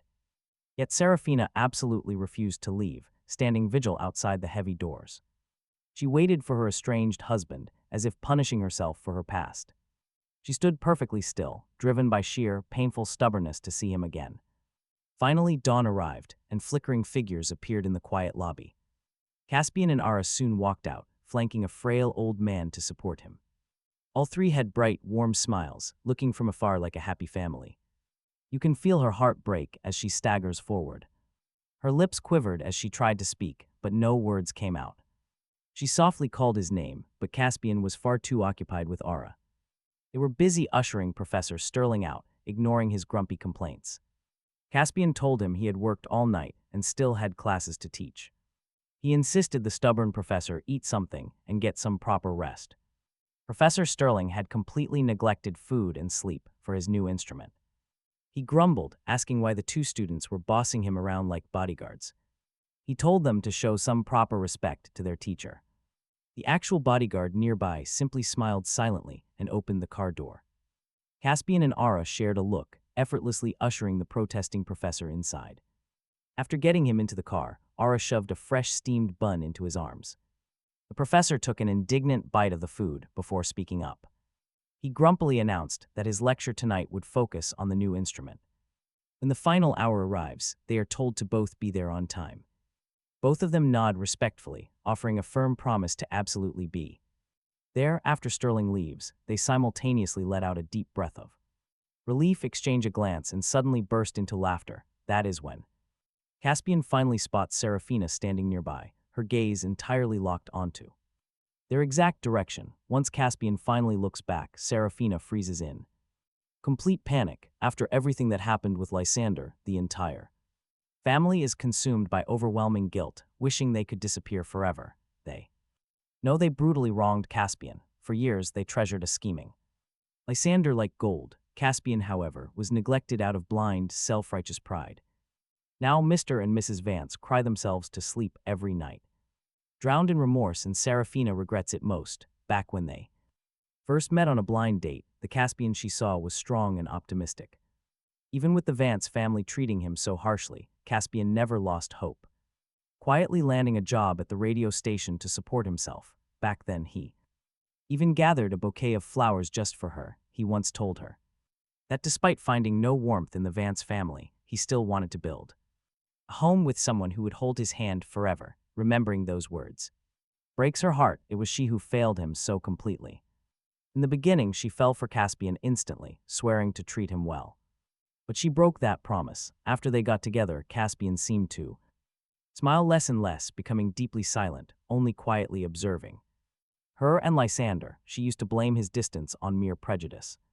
Now she finally understands she was wrong all along, staring at the smile that vanishes from Caspian's face the moment he notices her. Serafina feels a sharp, unbearable pain. She calls out to him desperately, begging him to listen and admitting how terribly wrong she was. But before she can finish, Caspian turns away. He looks at Ara instead, smiling, explaining that he and Barnaby plan to buy supplies today. He asks for a ride there, and Ara quickly nods in agreement. Ara mentions that Barnaby had called to get help moving everything back. Walking away, they intentionally block Serafina's line of sight. Serafina just stands there, watching them disappear into the distance. As they walk away, Ara softly asks if he knows that soldier. Caspian replies coldly that he does not know her at all. He did not even want to waste a single word on her. Serafina numbly returns to the guest house where her comrades are packing. They ask if she is ready to head back to the capital. Remembering Caspian's warm smile, she knows he is finally happy here. That realization is a relief, as she only feared his suffering. His pain would hurt her 10,000 times more than this. Caspian can direct all his anger at her, and she will accept it. She only wants him to be completely well after enduring so much pain. Serafina makes her decision, leaving South City behind with her comrades. As for Caspian, his new path is smooth, peaceful, and entirely his. To avoid Serafina, Caspian asks Ara for a ride, acting like it is simply on the way. Caspian nods, and the two of them walk in silence toward Barnaby's front door. Barnaby, who has a local job now, waves his apron to welcome Caspian inside. He wants Caspian to cook for him, and to be absolutely thrilled while doing it. Barnaby already prepped all the ingredients, even bringing out the apron and headband. This lets Caspian focus entirely on cooking, while Barnaby handles everything else. Barnaby insists on doing all the cleanup, and Caspian is honestly pretty used to it. Any polite refusal always earns Caspian a sad, pitiful stare. Barnaby always argues with absolute confidence that a handsome guy who can cook is rare. There will be plenty of people fighting to do chores for him in the future. Since Barnaby eats for free, he insists he cannot just slack off and do nothing.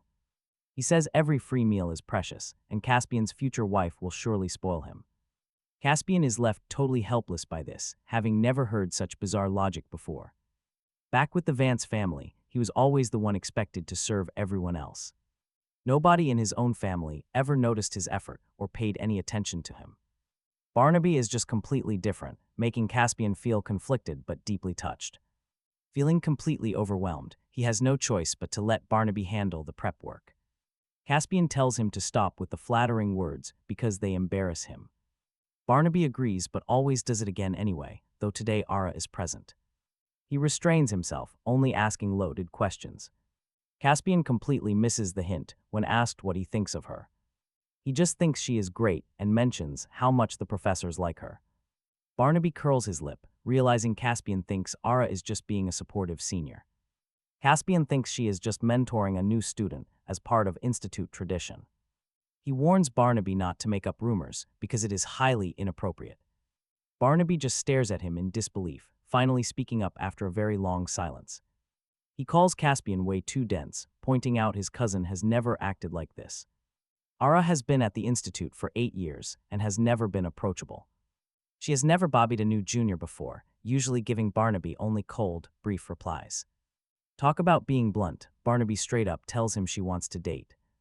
Barnaby speaks far too loudly, immediately drawing the attention of Ara, who is standing outside. She was standing near the courtyard door, helping sort out some academic issues. The gentle woman stands up, looking over with a touch of concern. Her brows furrow slightly over the sudden noise in the kitchen. Seeing Caspian look back at her, she gives him a very soft, inquiring glance. They lock eyes for a silent moment, and Caspian feels his ears turning red. Blushing from Barnaby's words, Caspian keeps his face buried in his food. He has absolutely no idea if Ara actually heard that loud comment from before. With Professor Sterling's class tonight, Caspian wanted to go back and rest. Instead, Barnaby pesters him into taking a walk around the State Department store. As dusk approaches, Ara arrives right on time to pick him up. She completely ignores Barnaby, who is busy winking and nudging from the sidelines. Caspian gets into the car, awkwardly adjusting his collar and not knowing what to say. After hearing Barnaby's theory, he feels Ara's gaze on him constantly. He wonders if she truly likes him, pinching his arm to stay grounded. Reminding himself to focus, he pulled out scratch paper to divert his attention, asking Allura simple academic questions to keep distracted until he got out of the car. He finally shook off his tense state, naturally asking if they should look for the professor first or head straight to the classroom. Allura replied that they should go to class since the professor woke up with a bad temper. She offered to fetch him herself, and he quickly agreed, saying his goodbyes. But the moment he turned around, he was suddenly called to a halt by Allura. As Allura looked at him, his footsteps paused while she froze in place. Calling him by his first name so abruptly felt a bit too personal. She had subconsciously blurted it out, and now she had to bite the bullet. Ignoring the incident with the female soldier, she told him to find her for help. She also mentioned Professor Sterling, looking nervous while insisting she was not trying to pry. He raised his head to meet Allura's gaze, offering her a sudden, gentle smile. He asked if she remembered questioning him about that military officer, admitting he knew her. Her name was Serafina, his ex-wife. Hearing this, Allura instantly defended him, asserting it had to be her fault they split. Hearing such biased words, he chuckled. Ever since leaving Serafina and her family, he felt surrounded by genuine warmth. Everyone around him was constantly showing him the absolute best kind of support. When classmates gossiped about his divorce, Barnaby had blocked the hallway for him and thoroughly scolded those students until they could not even lift their heads. Even Professor Sterling would deliberately call on him during class just to praise him. Now, Allura was defending him without even knowing the full story. He had truly never experienced this level of unconditional care in his life. His former in-laws, Mr. and Mrs. Vance, were strictly moral, fair-minded people. They would never speak in favor of their own family, and Serafina was a respected commander who was even less likely to show any bias. Only now did he realize how happy this unconditional warmth could make someone. With no more reservations, he decided to open up about his past mistakes. He quietly recounted the situation regarding Lander, showing no lingering bitterness or anger. He even joked that perhaps he was simply being too narrow-minded. He knew Lander had depression yet still refused to pretend for him. He had felt like an ungrateful wretch, but the moment he finished speaking, Allura grabbed his hand firmly. On this topic, she showed zero hesitation. She insisted with absolute certainty that he was not that kind of person. He looked up at her and thinking he was doubting himself, she explained. That depression is a serious illness, requiring proper scientific and medical treatment. It did not mean an untrained person should make pointless personal sacrifices. She blamed his former family and ex-wife for believing that man so easily. He was left utterly stunned as Allura began showing her deep medical knowledge, explaining how Lander's illness could have been easily faked. Her impressive pharmaceutical explanation made him suddenly burst into laughter. He smiled and nodded, agreeing with her flustered yet passionate speech. Alara's long lecture was driven by her fear that he would get stuck in a dark mindset. She had even asked her family for advice, wanting to help him move forward. That was why his new friends were so incredibly determined to support him. Lately, Professor Sterling had completely stopped his fierce scoldings. Instead, he invited him home for a feast, telling him to ignore those annoying people. He praised him as excellent, telling him to keep studying hard since the future of scientific research depended on him. The old professor spoke awkwardly but softly.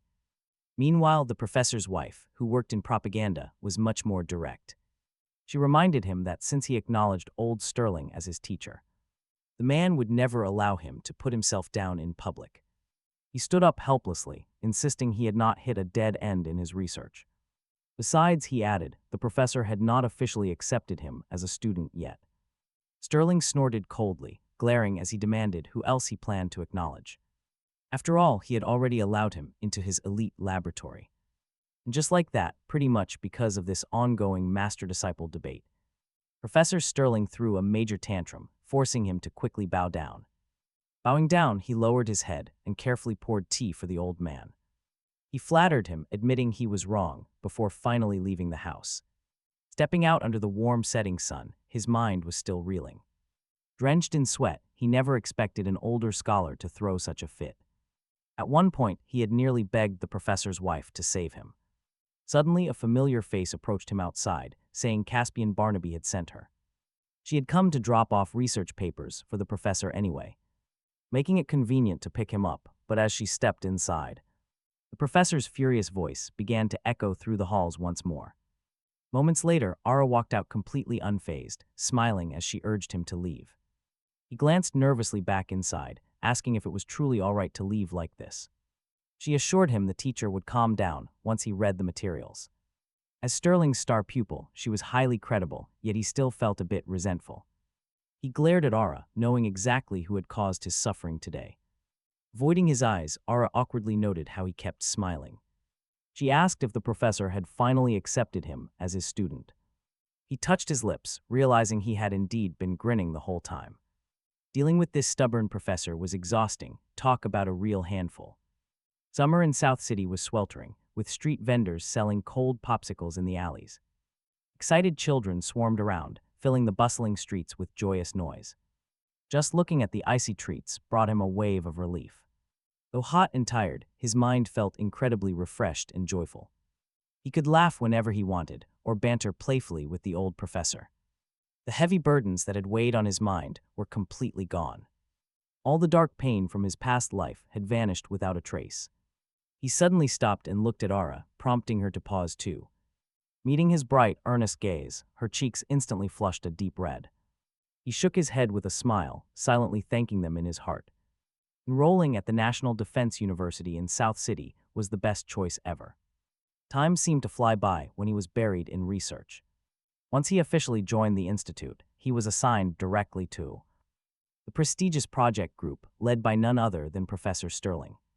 Caspian remembered the events of the future, deeply feeling the massive changes his homeland would undergo over the next few decades, armed with incredible knowledge about the technical bottlenecks that once existed, even though lacking some specific knowledge made it extremely difficult to use fragmented details to solve real-world problems. His 4 years of studying were not in vain. He quickly got the hang of experiments, uncovering details that could be corroborated. Knowing the beginning and the end, he deduced the process. For him, his starting point was already much higher than the vast majority of people. Caspian immersed himself, compiling the data and logic to propose a plan that made Professor Sterling clap his hands in praise. The professor was too busy to leave, so he specially asked Ara to lead a team to help test it. Only then did he learn who the second in charge at the Research Institute actually was. What surprised him even more was that Ara, now leading him on this project, was an absolute genius, relying solely on current calculations and the logic he provided. She was already able to compute a result infinitely close to future reality. Soon, the preliminary experimental project was fully mapped out. Caspian was still a bit dazed when Ara asked if he was feeling tired. Seeing him spacing out, she worriedly tried to help him to the clinic. With a pale, anxious face, he snapped back to reality tightly, gripping her hand and telling her they did it, with this material becoming A reality, national military tech would achieve a massive new breakthrough, allowing naval ships to be built even sooner. Honestly, this is a massive win. Caspian was thrilled and honored to be the one who got to create this. He felt proud working alongside everyone here, and this excitement lasted for an incredibly long time. When he finally snapped out of it, he was surrounded by researchers. Ara never pulled her hand away, her gaze locked onto Caspian with a gentle, slight smile. His face, however, flushed bright red, and he quickly let go. Honestly, you can't help but smile here. Everyone broke their silence and started teasing him, saying it was perfectly normal. They pointed out that group leader Ara did not even object to him holding her hand, saying it was fine to hold it longer, and they wished they could do the same, telling him not to be shy since he was expressing excitement on behalf of all of them and could hold her hand forever. Caspian was thoroughly embarrassed, organizing his papers and pretending to stay calm, saying he would go find their teacher. The moment he left, the lab grew even livelier, and the teasing directed at Ara grew much heavier, with everyone firing questions at her, asking if she needed a husband and offering to introduce a great colleague who had been there under half a year. Caspian buried his head and walked even faster. Since joining the institute, his colleagues were all senior, so he simply had to endure being teased. Just as he wanted to get far away from them, he suddenly stepped on something wet. Instantly, the sole of his shoe slipped. He fully expected to crash hard onto the ground, but a soft hand suddenly reached out to firmly support him. He looked up to see a very familiar face. It was Serafina. After not seeing her for days, she looked haggard and incredibly thin. Her cheekbones stood out sharply now, her aura colder and far more fragile. After gaining his footing, Caspian pushes her away, offering a cold thank you. Seeing him turning to leave right away, Serafina instinctively grabs his wrist, her desperate voice raspy and completely broken as she pleads with him. Caspian, please, she begs, I have to tell you everything, just listen to me. But honestly, Caspian has zero desire to hear it. After leaving the capital, he buried those painful memories deep. For years, he had completely blocked out both the Vance family and Serafina, even the terrifying nightmares that haunted him. The capital had finally stopped. He was building a genuinely good life, but Serafina shatters that peace, saying their parents are ill and constantly calling his name. Hearing this, Caspian freezes. At the end of the day, they were still his parents. They raised him. He can't just walk away knowing they are suffering. Maybe he could send them funds or hire a proper caretaker to manage everything. He can keep his distance, but outright ignoring them is impossible. Otherwise, if his parents start hunting him down, his new peaceful life is over. There was still Alexander, but her next words stun him completely. She reveals that Alexander murdered his own mother and is now locked away in prison. They finally know the truth. They wronged Caspian. Serafina stares at him to get back into the research institute to find him. She has pushed herself past all limits over the last few months. She has thrown herself into dangerous missions, desperately clawing for any achievement. Constantly begging superiors for a transfer, she swallowed her pride, pleading with anyone who could pull strings. She even demanded to guard the research facility, throwing away her high-ranking military post and furious superiors, who completely washed their hands of her. Former rivals in the army used this sudden downfall as a chance to kick her while she was struggling on the ground. Serafina knew she was destroying her career, but without Caspian, nothing else mattered anymore. Looking up at the man standing right before her, his gaze cold as ice, yet just as brilliant as their very first meeting, she asks with painful desperation, Caspian, I never had Alexander's child. Will you forgive me? Caspian's face remains totally blank. He only wants to know his parents' true condition. If she is here just to beg, he will turn and leave immediately. The betrayal from the Vance family and Serafina in his past life made forgiveness completely out of the question. Walking away after his rebirth was a choice, but he won't pretend. Nor will he ever look back. Seeing his cold stare, Serafina's expression dims. Exhausted from sleepless nights, she sways on her feet, barely holding herself together. Trembling, she recounts what happened the exact day he left, revealing the massive fallout. It turns out that after Caspian left, Alexander never got his happy ending. His sickening plots were exposed, landing him right in a prison cell. Caspian silently processes the confession, finally breaking his long silence. For their parents, he will double the money he sends. Starting today, his research payout is massive anyway. and he barely uses.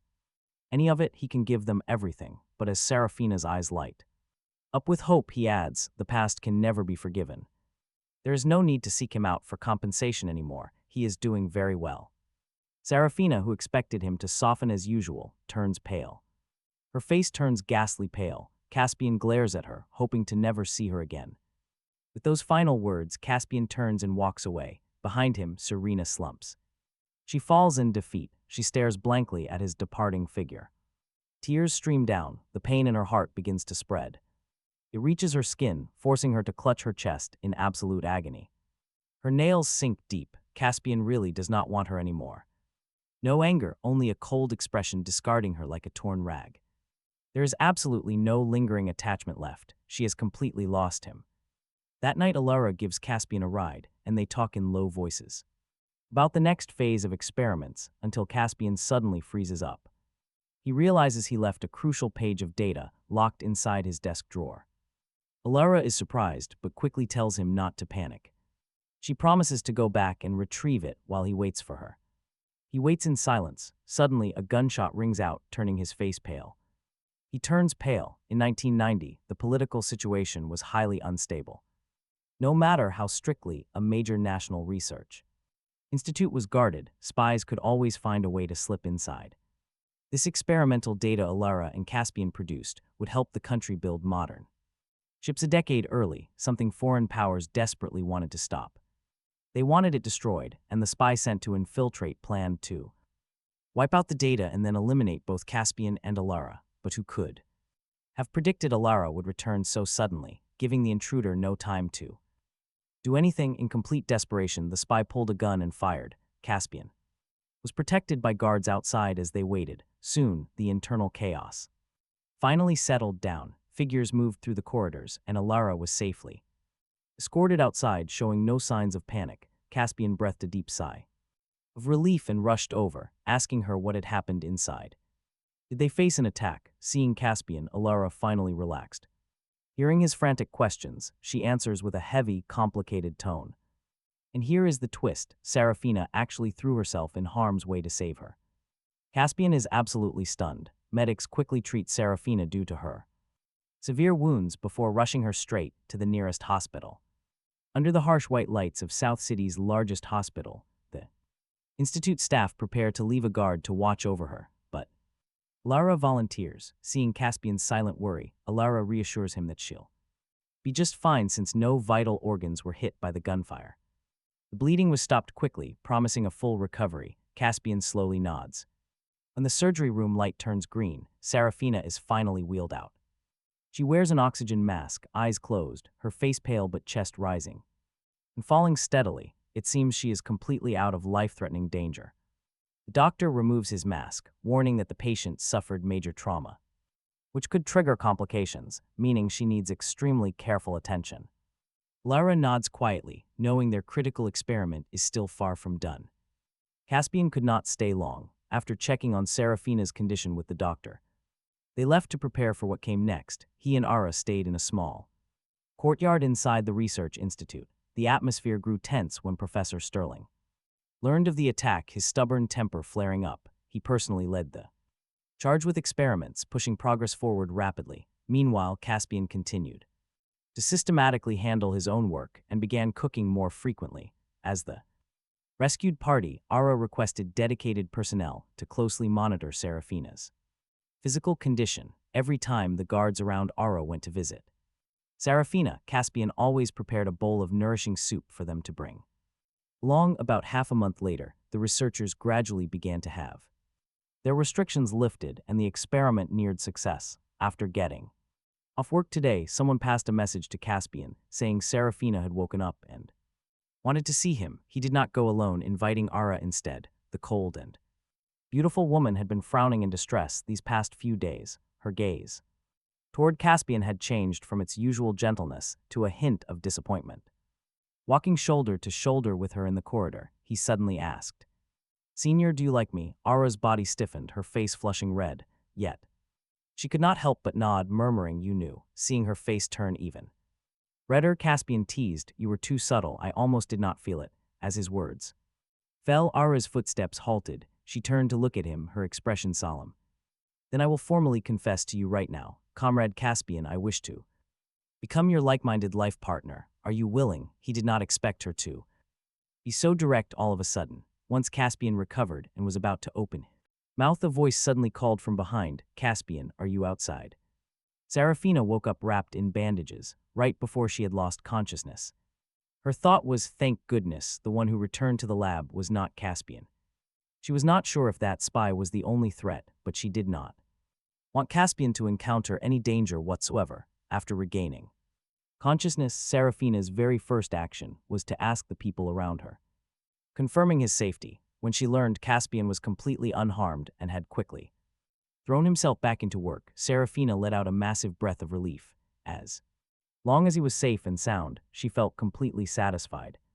Thinking this while drinking the nourishing soup brought by her caretaker, Serafina suddenly really wanted to see him. The caretaker passed her request along. Serafina waited anxiously, thinking that after saying such heartless words, Caspian would not come, yet she was surprised to learn he was willing to come see her. Serafina excitedly crawled out of the hospital bed, forcing herself to sit up straight. Harboring a heart full of unease, she stared unblinkingly at the ward door. Finally, Caspian's silhouette appeared before her eyes. Caspian, were you hurt? Upon seeing him, Serafina's very first sentence was a nervous inquiry. After receiving his negative answer, she finally released some of her tension. She gazed at his silhouette for a long time, as if she could not get enough, reluctant to even blink. A brush with death made her understand her own heart even more. She was certain that no matter what happened, she only wanted to stay by his side, to love and protect him. After in the heavy silence, Serafina asks Caspian, did I protect you? She had secretly overheard everything Aller and Caspian said outside the door. She knew she had no right to question him right now, yet she still could not help pleading urgently, Caspian, I protected you, I can protect you. Ever since we met, I have always been by your side. He looks at her, not denying it.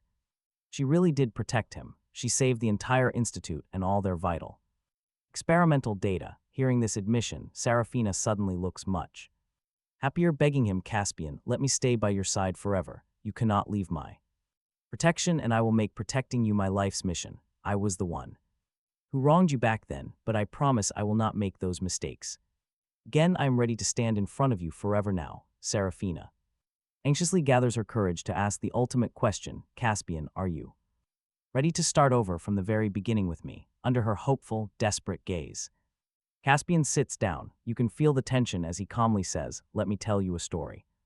Scenes from his previous life flash before his eyes, remembering them now. There is no real pain left. Walking away was the absolute best medicine. He slowly begins telling the story of that past life. Once, there was a man with a happy life whose entire world was snatched away by a total outsider. He thought he just was not working hard enough, fighting with everything he had. He struggled for an entire lifetime, only to watch his own wife and parents treat that outsider like a precious, perfect pearl. The outsider and the wife had a child, forcing him to raise it. He devotedly cared for his parents until they died, moved his household records away, and handed everything over to that outsider. Eventually, his wife died before him, admitting on her deathbed that her sole regret was not being able to marry that man. As Serafina's face drains of all color, holding her breath, Caspian delivers the final blow. Later, the man was reborn and decided to throw away everything he could never truly have. After letting go of those suffocating family ties and romantic love, he found a long-lost warmth. No, it could not be like that. Serafina's face is chalk white, stammering to defend her actions. That is all just make-believe. It is completely impossible. We all know Lysander's true colors now. She desperately wants to tell him this is just a story, some hypothetical scenario that never actually happened, but his expression remains perfectly blank. He does not even argue, but meeting his eyes, Serafina suddenly realizes with sheer terror that it is all real. Serafina refuses to accept it, ignoring her severe injuries and the agonizing struggle to move. She drags herself out of bed, limping toward his side. It is not like that. Caspian, with a sudden, heavy crash, she collapses onto the hard floor. Intense pain racks her broken body, yet Serafina acts as if she feels absolutely nothing, staring straight in his direction. Crawling weakly across the floor toward him, Caspian simply stands up, showing no desire to help her up, turning away to call a doctor. Caspian. She cries, forcefully grabbing his ankle. Caspian, please do not. That is just a story. I never had a child with Lysander. I never once wanted to marry him. Really, Caspian, please do not leave. From the exact moment he was reborn, he planned to leave. Now he will absolutely never turn back. The haunting events of that past life and the Serafina of this one, he trusts neither of them. He had absolutely zero desire to go back to those days, revolving round that family, begging for scraps like a dog. Serafina's hand grabbed empty air, yet she kept forcefully reaching out for a long time, trying to grasp onto something, but ultimately slumped onto the ground in complete defeat. Letting out a muffled thud, Serafina simply could not understand. Why would he leave her so resolutely over a story that had not even happened, no matter how she pleaded? Caspian remained completely unmoved. The injuries on her body began to ache dully, but Serafina did not know whether her heart hurt more or if the physical pain was more unbearable. She stared straight at him, standing not far away before her consciousness completely plunged into darkness. Visions seemed to float before her eyes, suddenly returning her to the Vance household. In Elxander's room, Elxander sat on the brick bed, holding a child with an indistinguishable face, smiling and asking her if their child was cute. Serafina looked in absolute shock at Elxander and the baby in his arms, shaking her head desperately, but she could not control herself, watching helplessly as she patted Elxander's head, speaking in a gentle, warm tone, never again possessing the vibrant life that once moved her heart. Lifetime just slowly passed like that because the child was loud and disobedient, and Elxander forbade her from disciplining him. It grew up lawless, eventually committing terrible crimes and entering prison, dragging down her life's merits. Serafina watched her own life, unable to distinguish reality from dream, desperately wanting to wake up but remaining completely trapped. After Serafina completely collapsed onto the floor, Caspian called the on-duty doctor over. Seeing Serafina's wounds rebandaged and her heart rate returned to normal, he prepared to leave. Just as he turned around, he heard Serafina let out a muffled wail of grief, startling him. Ara was guarding the door. Hearing the commotion inside, she immediately entered, asking in concern, Caspian, what happened? He steadied his mind and smiled at Ara. Nothing, let's go. Just as he lifted his foot, another exclamation from the doctor came from behind. The patient had fainted. He did not turn back again. As a soldier who saved research personnel, Serafina would have dedicated people to take care of her. He did not need to worry. They would never see each other again in the future. When the two of them walked out, the bright sun hit their faces. He heard the hawking sounds of street vendors riding tricycles, and the aroma of hot, roasted sweet potatoes drifted in the air. He took a deep breath, feeling that everything was absolutely beautiful. Ar, walking beside him, held it in the entire way, finally asking a single question. Caspian, are you okay? He turned his head, eyes curving into a smile, saying he was good. Ara remained silent for a moment before tentatively asking, then that story you told in the ward. He paused, looking up to see her heartbroken gaze. He had not expected her to actually hear that story. He only wanted to draw a clear boundary with Serafina, telling her to stop pestering him, which was why he hinted so directly about being reborn. But now he was silent for a while before saying, that was a story he once heard from someone else. Probably just a rumor, do not believe it. The heartache in Ara's eyes. She did not know if Caspian's words were true, but she desperately hoped they were not. Ara played no part in his past, none at all. She only knew that when they first met, he was incredibly guarded, almost green. He acted as if he was completely unused to anyone treating him well. Initially, she assumed he was just quiet, but the truth was much harsher. He had been treated with cold indifference, completely shunned. This realization filled Ara with deep ache and a rising anger. Since the Vances and his ex-wife rejected him, she would step in. She thought of how her own parents constantly nagged her about him. They said he was a good kid. She stopped dead. Her expression turned solemn. Caspian, she said, her earlier confession was entirely genuine. She stared deeply at him, as if protecting a fragile, precious treasure. Her mind had rehearsed these words 1,000 times before she stiffly, slowly, word by word, introduced herself fully. Only then did she ask if they could climb together. She called him hardworking and clear-headed. He was rational when facing problems, refusing to ever settle for less. She hoped they could conquer every difficult pass in their future lives. promising to treat him with the exact same devotion she gave. To her lifelong scientific research never changing, would he marry her? The quiet streets and alleys around them were completely empty, dead silent. Only the faint, squeaking sound of bicycle wheels drifted over with the wind. In the deserted alley, sunlight pierced through the low brick walls. The heat was scorching, yet Caspian felt a cool, gentle breeze. His body was entirely shielded from the intense heat by Aura. She was always quietly doing things like this, unobtrusively taking care of him. Looking closely, Caspian saw the sheer nervousness and determination in her eyes. He was stunned. Everyone knew Aura's absolute obsession with scientific research. Most dedicated scientists forgot to eat or sleep once they got focused. They approached their work with an almost demanding, meticulous standard. The second she stepped inside the lab, she cleaned and sterilized everything. Even her breathing would grow incredibly quiet during her experiments. Colleagues joked that everyone spoke much softer whenever she was around. With her tireless drive for perfection, she was highly respected. That dedication allowed her to become Professor Sterling's right-hand deputy. Everyone knew she fought for her scientific ideals her entire life. Yet here she was, promising to treat Caspian exactly like her research. She was equating her lifelong ideals directly with him. Honestly, that is the most uniquely beautiful confession ever. Caspian could only laugh softly. Under her anxious, breathless gaze, he slowly nodded. He told her he was absolutely willing. Instantly, Aura's eyes lit up.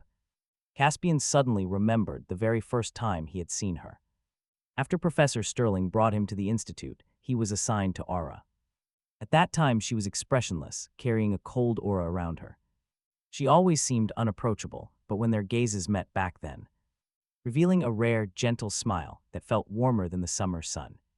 Her mouth twitched upward, looking both clumsy and strained, but her eyes held. A soft light like a gentle spring breeze brushing across the face, the progress of the experiment was joyous. Half a month later, Professor Sterling stood holding the report on the new material, happily announcing that the experiment was successful. Cheers instantly erupted in the lab, and an incredibly excited Professor Sterling grabbed Caspian's hand, loudly shouting that it was all thanks to them. This would provide a massive boost to the naval ship project once the technology matured. The entire project would leap forward, ensuring that in a few years they'd never be threatened at sea again. The old professors in the institute almost all had tears welling up in their eyes. International relations had been highly turbulent recently, with aggressive neighbors across the shore eyeing them like hungry tigers. Though no war broke out, they had been bullied at sea for far too long. Now, with this massive breakthrough, how could they not be absolutely thrilled? This achievement was incredibly precious. Caspian supported the excited Professor Sterling, smiling as he reminded him that he was the leader.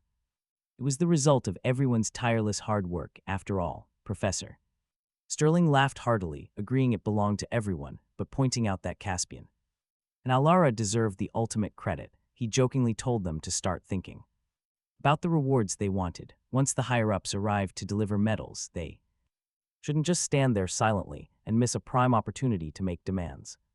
The professor was mostly teasing, believing that given his two disciples' quiet personalities, they would never ask for much. He fully expected that when the time came, he could request extra experimental materials on their behalf. But right after those words left his mouth, Alara looked over, asking if she could really ask for absolutely anything she wanted. Professor Sterling froze, genuinely amused, assuring her she could, and asking what she wanted. Alara stepped forward to support the professor before speaking slowly. She wanted to get married. The lab fell dead silent as everyone's gaze slowly drifted over to Caspian's face. A curious colleague immediately pressed, asking who the lucky partner was. Before Caspian could even answer, he met the intense stares and smiled softly, admitting he declared he wanted to marry too, exchanging a glance with Alara, who first burst out laughing, grabbing his hand and declaring that once she and Caspian got married, they would hand out wedding candy to everyone. Instantly, thunderous cheers erupted, echoing far down the corridor. Before long, the news of the impending marriage between Caspian and Alara spread rapidly across the entire research institute. Heartfelt congratulations echoed everywhere. Caspian had never seen Alara look so incredibly happy. No matter who approached her in the halls, as long as they congratulated her, she would happily chat with them for hours, just to hear More people praised them as a match made in heaven. Caspian smiled warmly. He gently pulled her away, asking if her parents were already waiting. They had to hurry, but Caspian was absolutely drowning in nervous anticipation. He had only met Alara's parents once, remembering them as gentle and polite. Would they be satisfied with him? The heavy uncertainty weighed on his chest. Seeing him so nervous, Alara finally pulled herself away from the endless congratulations. She squeezed his hand tightly, reassuring him not to worry. She paused, reflecting. Ara explained that her parents did not know how to cook. Going home early meant having nothing to eat. There was no reason to rush back. Actually, her parents preferred they return a bit later. Hearing this, Caspian was quite surprised. After all, he knew how to cook. But before he could say another word, Ara quickly stopped him right there. She looked at him with a smiling face but clear disapproval in her eyes. Cooking for him was her parents' way of showing their deep affection. Since the institute provided his daily meals, he rarely had to cook anyway. If he stepped in to do the work, her parents would actually feel pretty unhappy. They would scold her for not serving her husband, seeing her serious face. Caspian could only nod in agreement. The couple slowly continued their walk back home. Walking hand in hand, Ara eagerly told everyone they met that she was getting married. She even took a detour to visit the local supply cooperative. There she bought milk candy to hand out to absolutely everyone they saw. She happily listened to people praising them as a perfectly matched couple. Under the teasing gazes of the guards, Caspian could only sigh to himself. But he let it go, honestly. Who could ruin a moment this sweet? He wanted to let her enjoy it. When Barnaby heard the big news, the young lad sidled up to Caspian, winking and calling him his new brother-in-law. Caspian simply nodded in agreement, not feeling even a little bit embarrassed. Seeing his candid reaction, Barnaby instantly dropped his teasing tone. He suggested that since Caspian lacked a local home, they should host it. Barnaby knew a little about the older man's complicated family situation. A few brief mentions over the years proved his parents were pretty terrible. So he simply avoided bringing them up, and honestly, good riddance to them. Since the Vance parents abandoned their amazing son, they should stay away. They had no right to act like family now or cause trouble. With that in mind, Barnaby insisted on hosting, but Caspian shook his head. His teacher had already offered to adopt him as his own son, a dream come true. It still felt like a dream. He never expected Professor Sterling's generous offer. Although the professor and his wife had suffered physical injuries years ago, leaving them childless, they still had a whole handful of devoted students. Yet they had never officially adopted any of them before. Did Caspian really deserve the honor of having a real family again? The professor's wife gently adjusted his collar, holding a soft measuring tape. She pondered what kind of new clothes would look absolutely best on him. Sitting nearby with his newspaper, the professor heard Caspian's quiet self-doubt. He rolled up the paper and lightly whacked the young man's head, scolding him. Caspian was smart and excellent. Why should he ever doubt himself? Most of their other students were young men, and the women were already doing well. Caspian was the only one left struggling. Knowing his real family was useless, they feared Ara's family might judge him. So the kind couple decided to step in and adopt him as their godson. If anyone ever dared to bully him, his new father would have his back. Professor Sterling glanced toward the door and let out a soft snort. Even under his glare, Ara just beamed back, feeling extremely happy. Caspian was happy, feeling protected by everyone as his wedding day approached. Serafina was the last to know. After endless care and dedicated recovery, she was finally able to move, relying on a wheelchair. Given her current fragile physical condition, she could no longer serve on the highly dangerous front lines. The military decided to help arrange her transition into a quiet civilian role, and since her official home registry was in the capital, she had to be sent. Back there, she refused flatly, even as her comrades tried desperately to persuade her. A civilian job is much easier than this. With your education and achievements, there are still plenty of chances to climb the ranks later. Why not go? Serafina stubbornly kept shaking her head, unable to change her mind after a long discussion. One soldier steeled their heart. They asked if she was still thinking about Comrade Caspian. The man is about to get married. If you keep pining after him, it is a massive mistake. Hearing this, Serafina trembled. All over, looking up in shock. Caspian, married, it was impossible. She wanted to scream and deny the news, but only saw their pitying looks. Disapproving expressions of her fellow soldiers told her everything. She finally realized. They would never lie about this. Caspian was actually going to marry someone else. She felt herself slipping into madness. Her comrades saw her face warp with pure agony. As if she could no longer feel physical pain, she reached out to claw at her chest, scratching herself bloody as they watched in terror. Mid the chaos, a nurse knocked on the door, announcing a phone call for Serafina. Hearing this, the frantic woman instantly went still. It was a long distance. Call from Mr. and Mrs. Vance. On the line, Mrs. Vance sounded desperate, asking if Caspian sent them money. Did he know they were sick? Was he watching over them? Despite her inner turmoil, Serafina kept her voice steady and calm. She remembered their last meeting, when Caspian mentioned hiring someone to treat them. After a tense moment of silence, she simply hummed in quiet agreement.